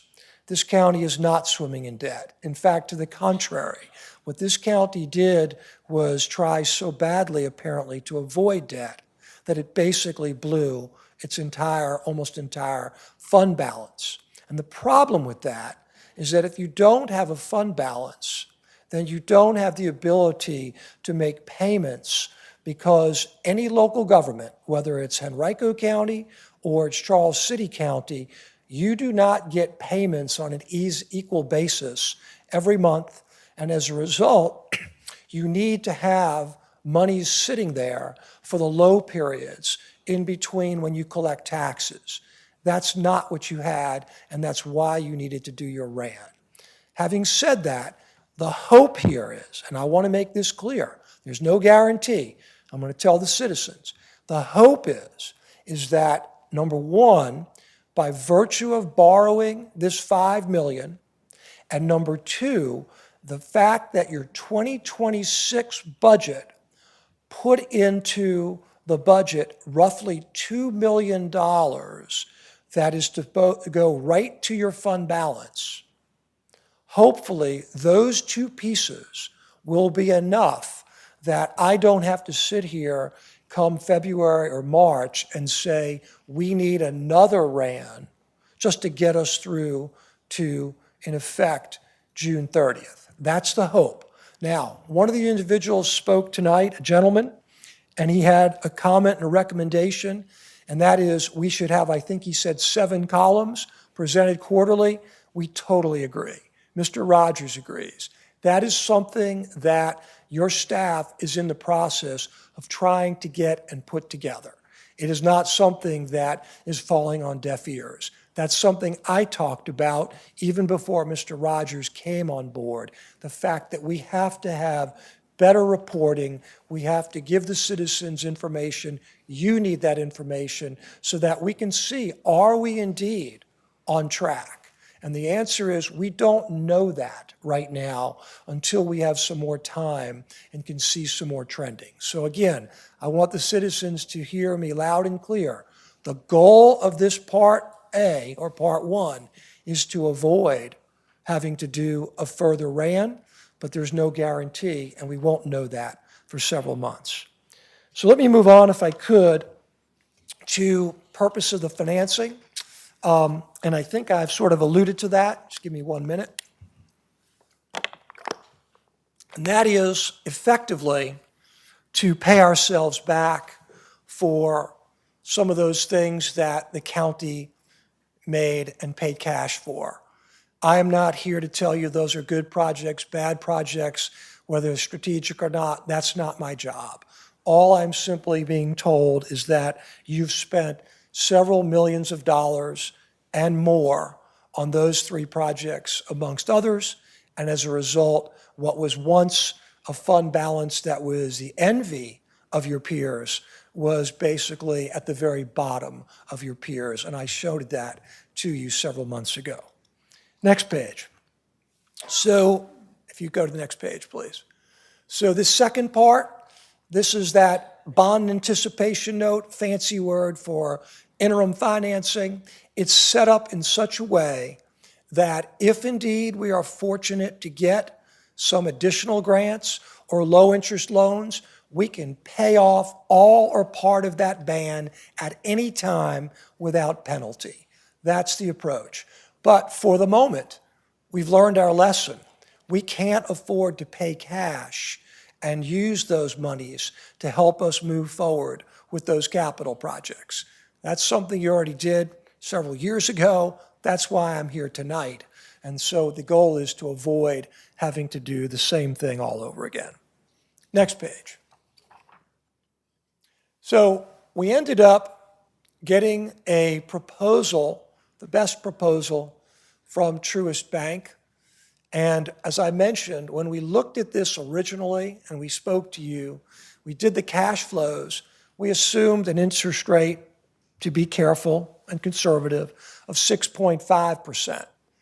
Ultimately, we had results that anywhere from 5.19, let's round it off, roughly 5.2%, to upwards of 5.69, 5.7%. And you'll notice here that there is some comments about each of those. One says, the lowest, make whole for entire borrowing. What that basically says and means is that we're going to, with your blessing, borrow this money, but we cannot prepay that without making the interest differential up, even if we borrow that and pay it off early. So what looks to be a very solid interest rate, and it is, really has a very strong and undesirable prepayment option, and that's why we don't recommend, I'll call it almost a teaser rate. The second option is to do this and to be without paying it off early for 10 years. That's almost 5.3%. And that's solid, but given the uncertainty of this county's finances, I don't think we should be locked out of being able to refinance for any purpose for 10 years. That's a long period of time. The next option, a little bit better, 7 years. Again, interest rate about 10 basis points or 0.1% higher. That's also, I feel like we need the maximum flexibility. So we are recommending that 5.69%. Now, just to give you a sense of the difference in cost between 5.2 and roughly 5.7, it's about $15,000 a year in payments. Now, that may sound like a lot, and it is, but not when the average payment is about $550,000. So again, order of magnitude, because of where we are, we're respectfully recommending that you create the most flexibility for yourself and be able to prepay anytime without penalty, and that's what we're going to suggest. So lastly, the collateral. I've heard the comment that you've basically mortgaged everything. In reality, if you're in my business, in the world of working with local governments, this collateral is very much on par. Whether you're a small county, big county, the idea is no bank wants to own your county administration building. But when the bank goes in front of federal regulators and they have to show that they have collateral, it's not just a naked loan, they have to have something. And the county administration building is a very typical type of collateral. If we were doing schools, we probably would put a school up as collateral. It's very typical. It's par for the course here in Virginia. So again, I want to point that out. Last point here, though, and that is that this is still subject to credit approval by Truist. Even though I'm telling you we recommend this, even though we're going to have a resolution, which we hope you approve, it is possible that Truist may say, we've given you this, but at the same time, we're not formally approving the credit. And so I may have to come back next month and say, we've got some other needs. We may have to move in another direction. So this is not a quote-unquote done deal, but I hope it is going to be something that will be ultimately subject to approval by the folks at Truist. So again, I want to point that out. Next page. Let's talk about that second part, that utility-related ban, the interim financing. We used an interest rate of 5%, and you'll notice here we've got some options as well. The bottom line here is we are recommending that we have an interim financing that actually goes out to 2031. We like the idea that you basically get roughly 5 years of time, a little over 5 years, to have this money, to use it appropriately, and to pay it off between now and then. Having said that, the anytime without penalty, again, we recommend is 3.98%, so effectively about a 4% interest rate. The collateral there is a gymnasium. Again, why are we doing separate collateral? Purposely, because if one loan gets paid off and the other one doesn't, in the short run, we want to free up that credit. That's the idea, and that's why we do it. Again, something typical in our business, not atypical. So with all that said and done, again, it is our hope that between now and 2031, the county will find some loans as it relates to some grants or low interest loans. But if we don't, those monies will then be taken out, if you would, will be permanently financed sometime before February of 2031, could be even earlier, depending on interest rates, depending upon what we find as it relates to any low interest loans and/or any other possible grants. So with that said, the next page, our recommendations, is to, again, move forward with Truist. Hopefully, they will concur that they will give us the final credit approval. The next page here, I'll show you the timetable roughly. And if we get all that done, then we will be able to make more headway as it relates to some of your utility projects. So finally, as I said, this page here, we're here tonight asking you to adopt required resolutions that were drafted by bond counsel, Sands Anderson, and then we will need a special meeting of the EDA, Board of Directors, under Virginia law, and the county attorney can talk a little further about this, but they are technically the pass-through to approve any financing like this. If we were in North Carolina, the structure doesn't hold. We do a lot of work there with your county attorney's firm. But we're in Virginia, and these types of financings require this third-party conduit. They have, I would point out, no ability to work with any of your funds. It's a pure pass-through. They are also not responsible legally, personally, if this county does not make those payments for this various debts. And my last point was some individual I thought also smartly said, well, what's the plan to repay it? And then he actually answered it and didn't realize it.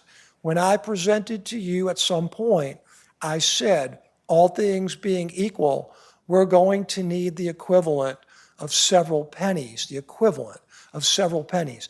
That is how this county will be paying back those monies. So there is that plan. It's not as if that hasn't been part of the equation, and so I want to make sure everybody realizes that.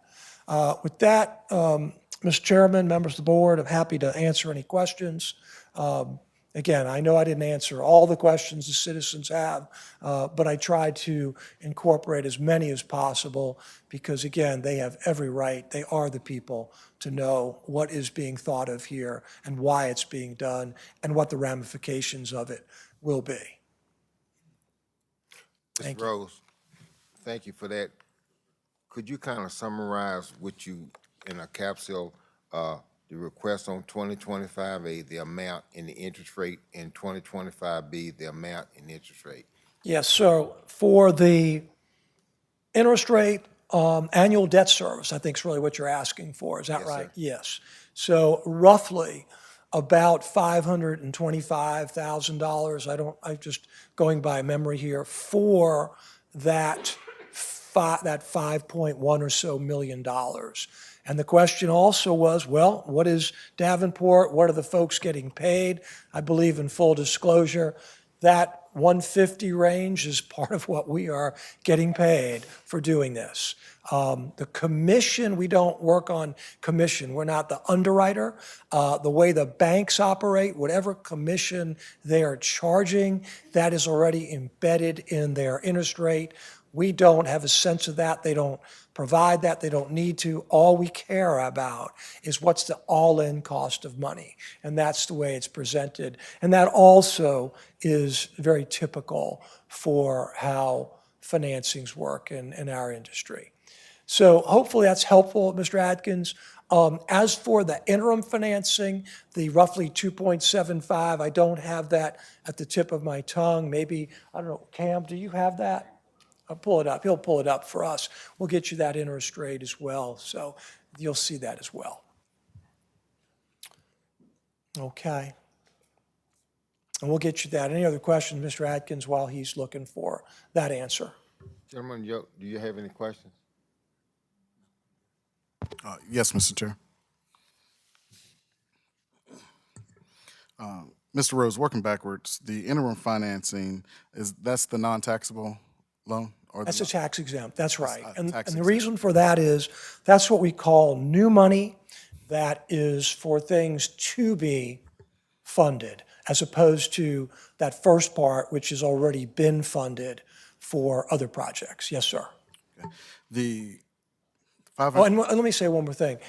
there was one, I think, and I may have heard the gentleman wrong, but something was alluded to if there was a referendum, it could be done on a tax-exempt basis. That's just not correct. That has nothing to do with the referendum. It had nothing to do with that, just so you know. It has to do with timing of the payments. Understood. Okay, do you want to make that clear? Yes, sir. The 500K over the next several years, the county will be paying roughly a little over $500,000 if we get approved for this loan, Yes, sir. correct? Over the span of how many years? I think that's going to be, is that 15, 20 years? 20 years. So for the next 20 years, That's we'll be exactly spending right. over $500,000 Yes, sir. to get, gotcha. And so let me add to that, because the average citizen may think, well, why are we doing that? Well, because if we're sitting on $5 to $7 million, we're earning interest. And that interest, if we were to be in a mode where we had that sitting as a fund balance, roughly $7 million on average, probably have about $5 million. It's going to be, as I said, ebbs and flows in terms of cash flow. But right now, if we're holding roughly $5 to $7 million, we're able to earn about 4.5% on that money. So that money, that interest that we've lost, meaning lost because we paid cash, that is the money that you get to you every year to the general fund. So the way to think about and look at your $550,000 is really basically less than half of that, because we're going to build our fund balance back up to where it was roughly, as I said, 5, 6 years ago, and that will generate interest earnings on an annual basis for that period of time if we do it right, and that's going to be roughly about $300,000 a year. So the real net impact, if you would, is probably closer to $250,000. That in turn is why I've said we're going to still need to get some additional new pennies, equivalent new pennies, to pay for that part. But that said, you really have no choice, Mr. Patterson. The bottom line is we cannot continue to do RANs. They're very expensive, and that makes no sense whatsoever. Yes, sir, absolutely. And please understand the position that I am when I speak to you. So over a little over $500,000 for the next 20 years. Yes, sir. Right. Actually, it's 15. I thought it was 15. Thank you. 15. It's 15. I thought it was 15. Gotcha. These several pennies that you're mentioning, is this in result of a tax increase? Well, all I'm saying is that in the next year or two. How will we gather these pennies? Well, the way you're going to gather those pennies is a couple of ways. Number one is we're going to figure out between now and roughly March or April, as your county administrator puts together the next budget, whether or not we've really kept our expenses in check and whether or not we really do have a structurally balanced budget. We'll know if we have a structurally balanced budget because what you had approved in, when I say you, meaning the board, I don't know what the individual vote was, but what y'all had approved in the 26 budget that we're in now was to put in, I think the number was roughly 2.1 million of excess revenues to build back up that fund balance, which would mean that your overall budget has 2.1 million, all things being equal, of more revenues than recurring expenditures.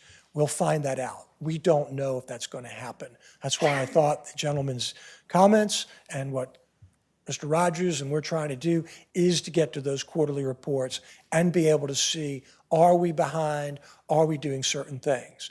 I will say, and Mr. Rogers can maybe underscore this, he has put in place several things to make sure that things are approved and go through the proper approvals process when it comes to expenditures. That was not the case prior to him being here. Yes, sir. And those things that Mr. Rogers have put in place, will they raise these several pennies? I can't. The things that Mr. Rogers has put in place, will they raise the pennies? So what we're going to find is, do we still need to raise some pennies? We don't know the answer. But what I did when we talked about it was take a conservative perspective. I took a conservative view in saying it could potentially be an equivalent of several pennies. That's the point. We will find that out, again, in another few months. Yes, sir. And you did state that the money would gain entrance, or we Yes, would sir. have entrance. I've not counted on it, but that's right. I've not counted on that either. Can we turn my mic on up? Can we turn the mic up?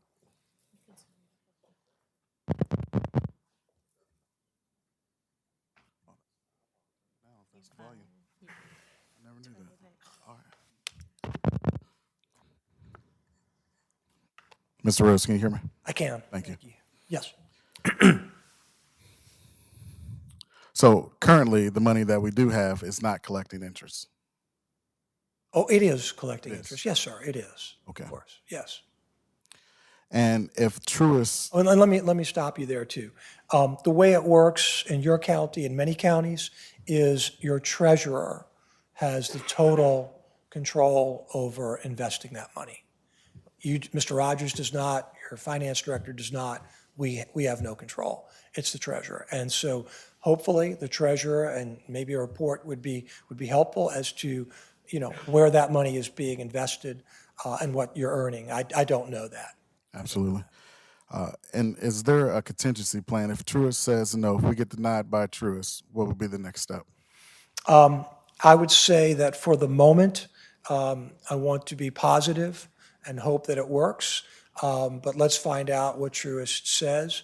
And if they do turn us down, we'll be back next month with an alternative plan. Mr. Rogers, are we working on a plan ourselves, or is staff working on a plan? If an event Truist does say no, do we have some sort of backup contingency plan?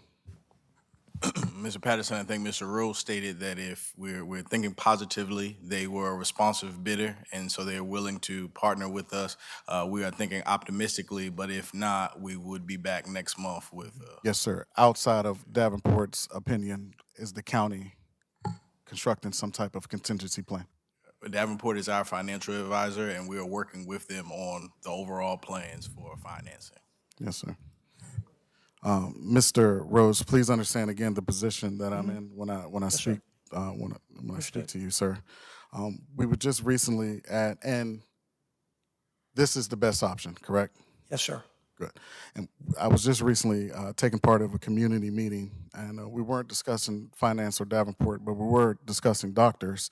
And if I had a gash on my leg, I go to the doctor, and they give me a Band-Aid. A couple of days later, the Band-Aid falls off, and I go back to the doctor, and I get a Band-Aid again from the doctor. A couple of days later, the Band-Aid falls off. The third time I go to the doctor, and he says, "Oh, you need stitches." Right. Right. If this is in fact the best option, why didn't we receive the stitches in the beginning? Because we're not, because that's the whole point. You're not putting a Band-Aid on. What you're doing is you are doing a permanent financing for those projects that you borrowed that were long-term in nature. So you did a Band-Aid the first go-round, we got called, they called my colleague, we put in a RAN.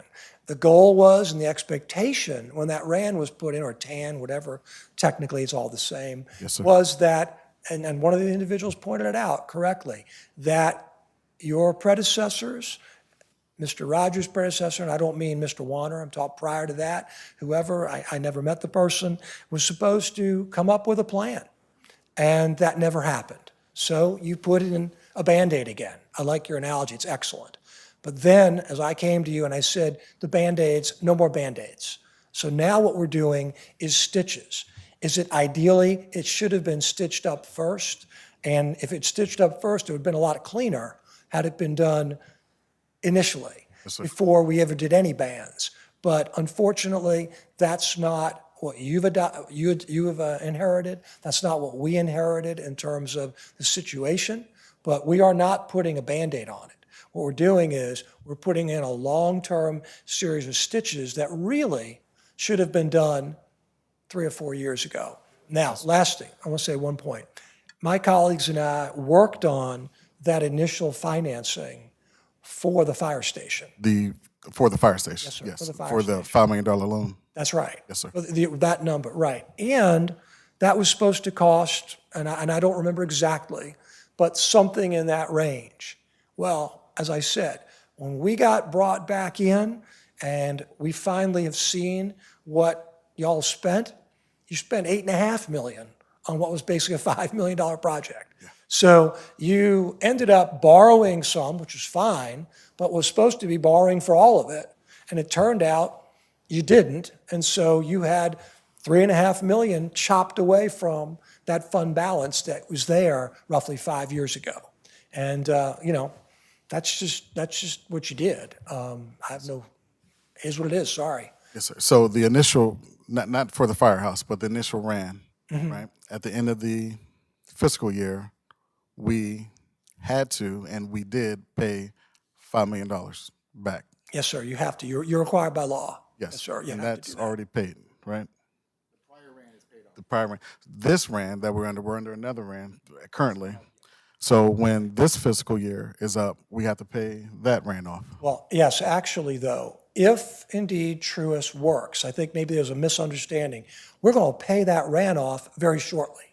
That's the important thing. I think people may think, oh, we're doing a RAN and we're doing some more $5 million. No, we are taking the new $5 million and we're permanently getting rid of the existing RAN that was approved just a few months ago. Yes, sir, absolutely. And we are getting rid of that RAN with the new money. That's right. That we're borrowing. That's right. And the reason that's not the Band-Aid is that new money is not due on June 30th. It's due roughly 15 or so years from now, which is the idea. Each year we're paying Right. the over $500,000. That's right. Yes, sir. So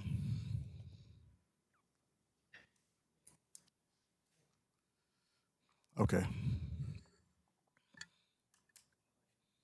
Say it again. Yeah.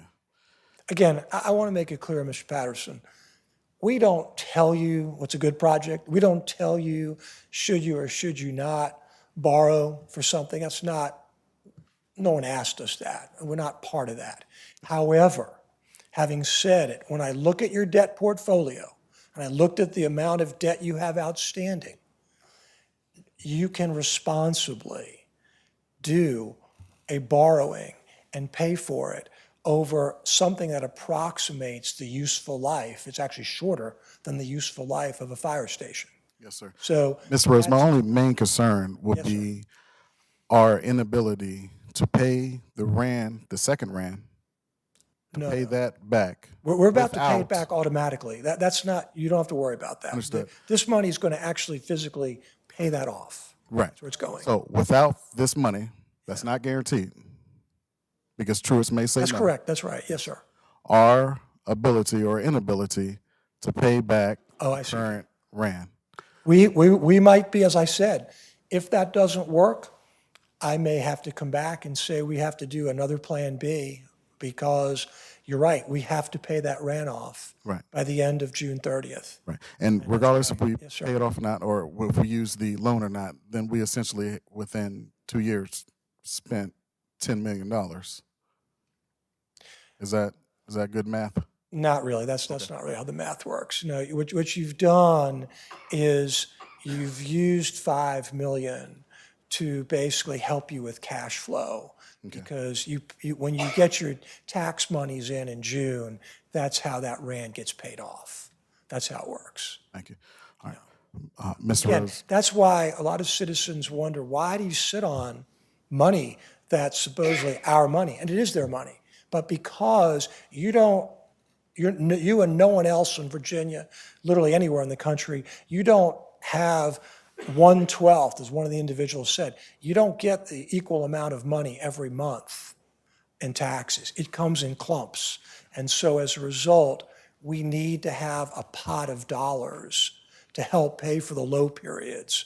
And that's why we recommend, and any good financial management for local governments recommend, that we have a certain, we call unassigned fund balance. Money's there that earns interest, that helps with the low periods.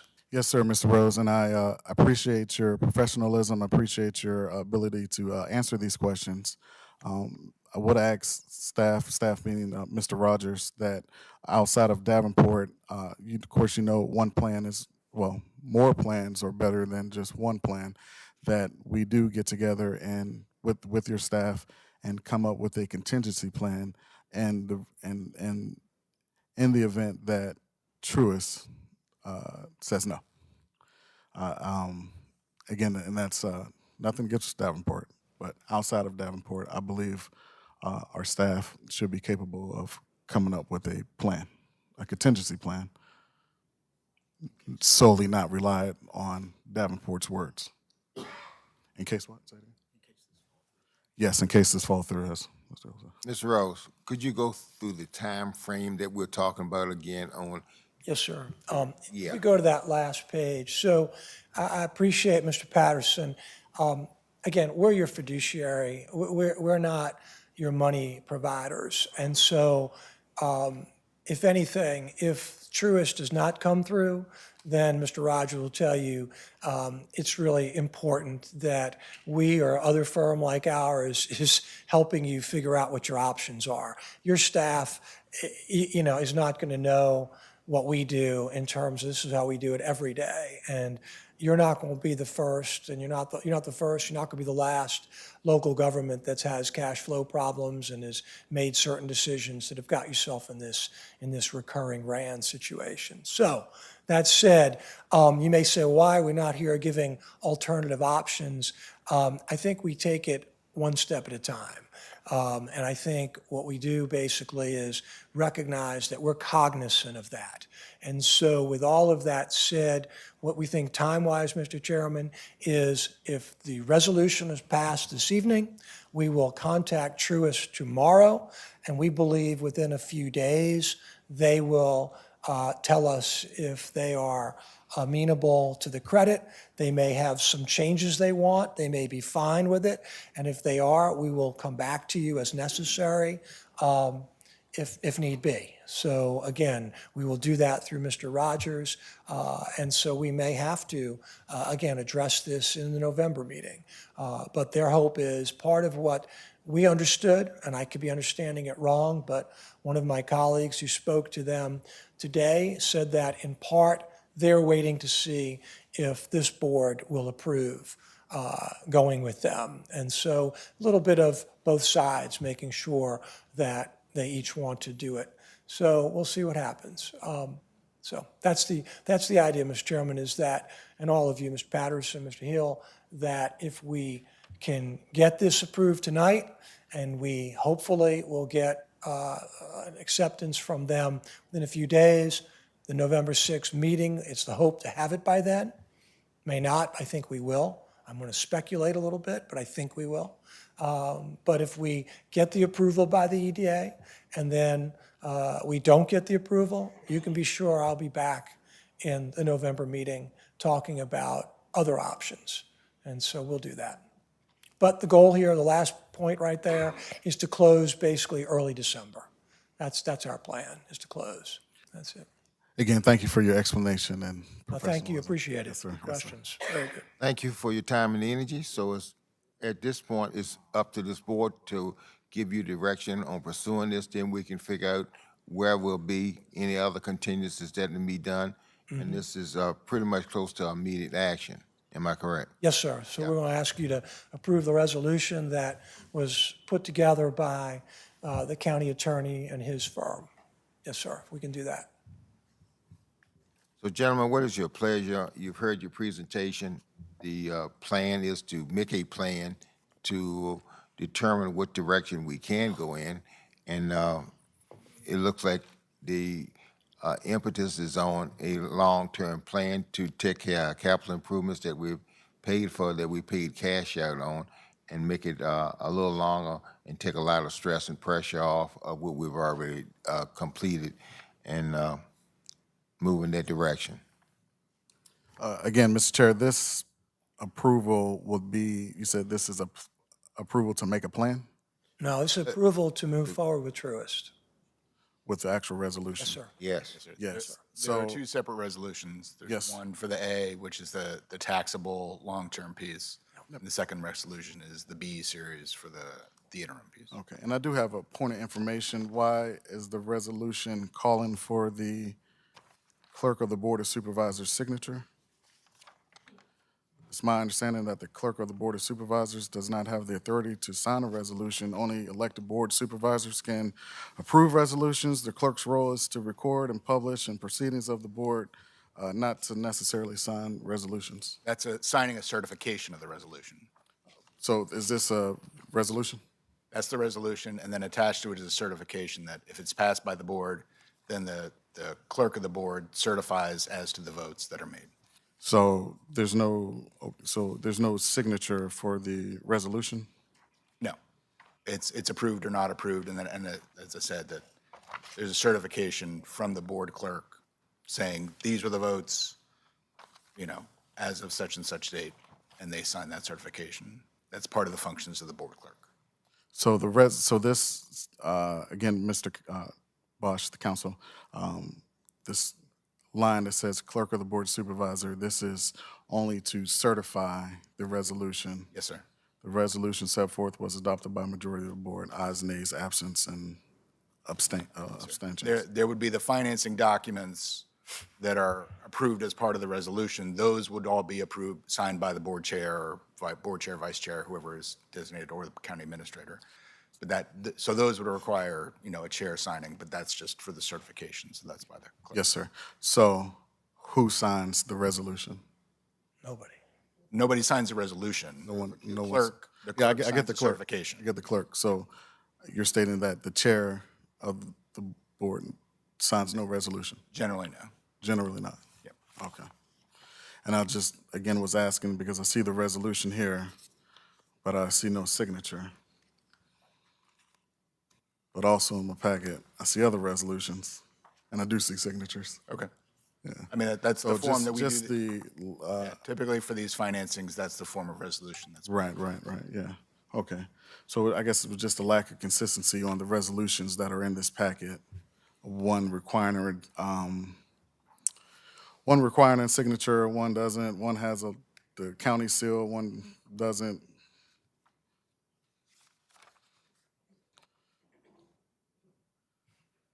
Resolution to observe the offices of observation of Election Day. Both Mr. Atkins and the county administrator will sign that with the county seal on it, making it look somewhat official. And then the resolution for Mr. Rose has no signature on it.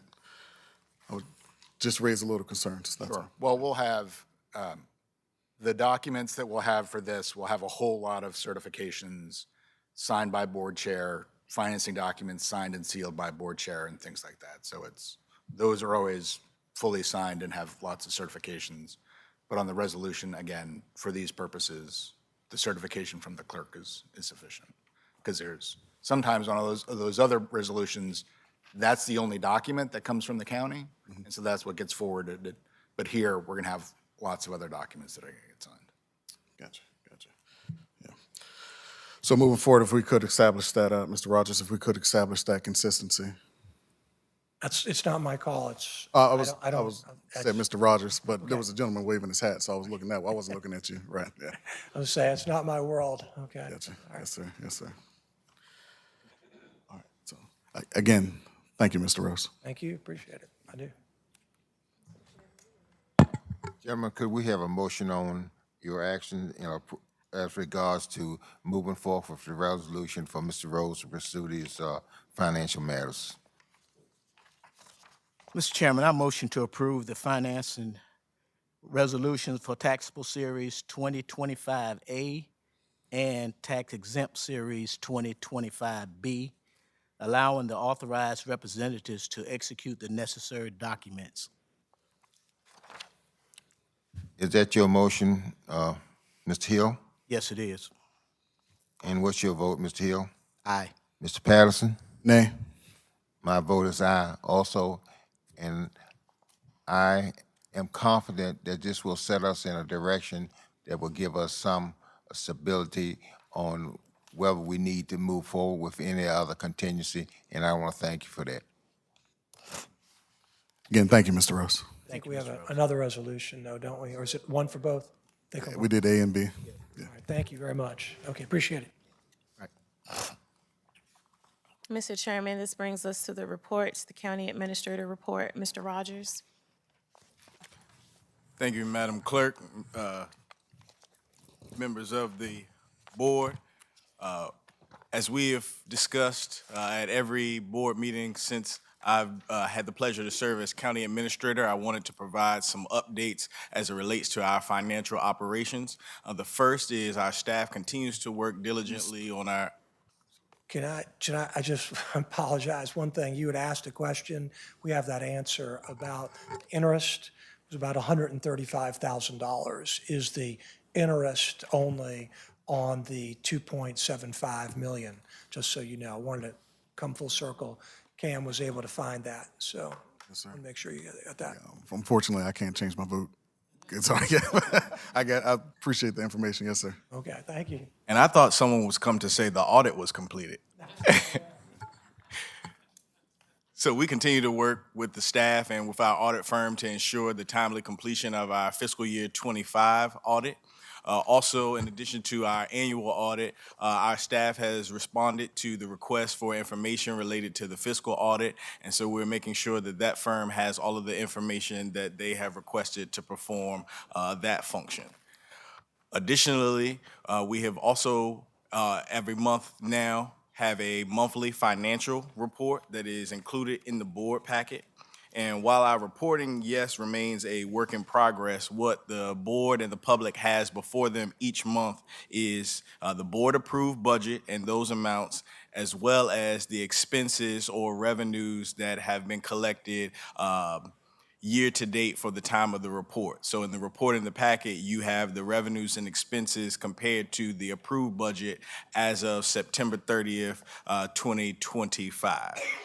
As it relates to those expenses and revenues, as has been discussed this evening, we are continuing to monitor those expenses as well as the revenues closely. Our major revenues come in on a cyclical basis as it relates to our property taxes. The first half of those property taxes are due on December the 5th, and so that is when the report containing that date is the first time we can expect a large jump in our revenue categories based on that collection. In regards to expenditures, we're continuing to monitor those very closely, and we are also monitoring the impacts, the local impacts of the federal government shutdown, and as those come into play, we will have additional information related to that as well. At this time, I'm open for any questions.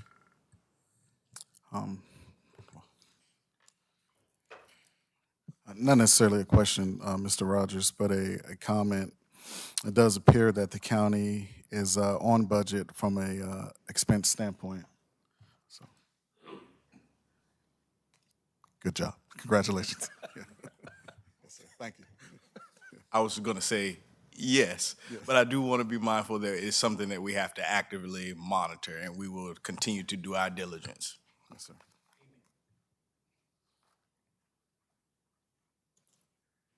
Anything else, Mr. Patterson? Mr. Hill? No, we haven't gotten the directives yet. Okay, this brings us to our Board of Supervisors comments from the board, and if the county administrator has any remarks.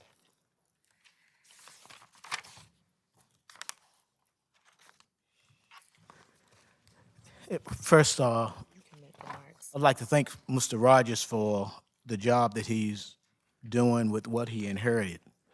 I would like to, I have some concerns about the solar panel information that we received.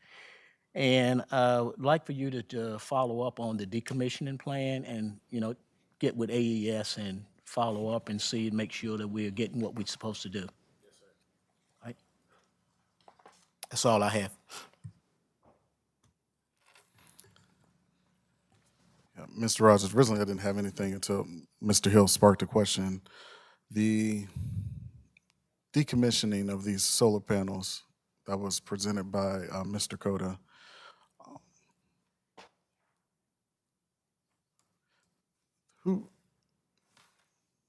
that was approved by the previous board, correct? Yes, sir. Before, I saw Mr. Black on there. Yeah. Right. Well, yeah, that's correct. Yes, sir. Yes, sir. Who was our counsel at the time? Why don't we research that to make sure we're clear and factual on what we're saying? The question was who was Sands Anderson our counsel at the We time? were, at the time of the citing agreement, we were, yes. The stuff before that, I don't believe we were. So are you familiar with the things that Mr. Cota? Yeah, some of it. Some of the earlier stuff, I haven't looked at the earlier things. Okay. But the citing agreement, generally, yes. Okay. So we can have that conversation with that history being present through counsel. And that's what I was getting at, Mr. Atkins. Yeah. Grant. Mr. Chair, Mr. Rogers, our last meeting, the work session, as we can clearly see, point one representative here is in the seating. All three the team of point one left out with the understanding that the board was going to have some sort of information for them. Do we have that information readily available? Do we have anything that we can offer point one, which, we all agree that we would. What, do we have any comments for point one this evening? The closed session, that's the next item on the agenda, is to receive legal counsel related to data centers in general. What I will say, just as a matter of customer service, we do have a submitted site plan. So customer service has been provided on the site plan. Contact information for staff has been provided, and that timeline is working as it should. That's right. We have a closed session after this meeting. Yes, sir. We would need a motion to go into closed session from the board, but yes, it is. Well, I don't know if I could make that motion and get it passed, but we'll see. We'll see what happens. But so that closed session if it's pertaining to point one, would a point one representative be privy to? No, sir, we're going to closed session on legal.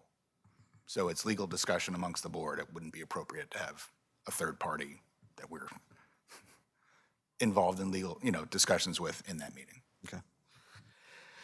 And I imagine anything preview to the public, once we adjourn from that, we'll come back and disclose any information according to code. Okay. All right. Thank you, Mr. Rogers. I would like to express sincere gratitude to the leadership up at the high school and the students who took their time and energy to do trash pickup last Saturday.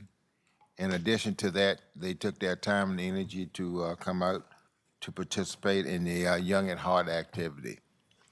In addition to that, staff has continually worked with a commitment to strive for excellence in getting updated data, information, and efforts to continue with their job functions to give you more concrete, more transparency in information. And our goal is to continue to do that as we take one step at a time, and each step depends on the next step as we work on contingency planning. I want to thank y'all for coming out. I want to thank you for your civility.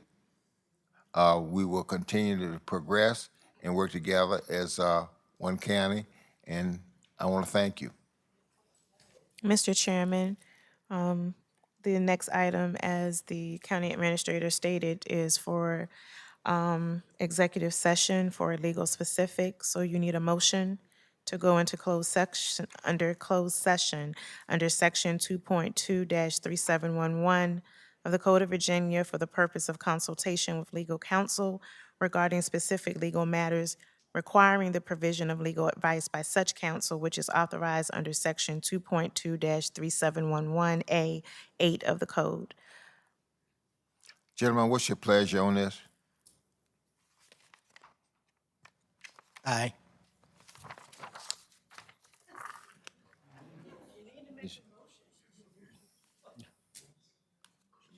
She made the motion. Mr. Chairman, I motion that we go into closed session. And that is your motion, Mr. Hill? Yes, it is. And your vote, Mr. Hill? Aye. Mr. Patterson? Aye. My motion is aye also. We will come back, and if there's anything to report, we will give it to you as information that is allowed and needed. Thank you, and we will be in for a period of time.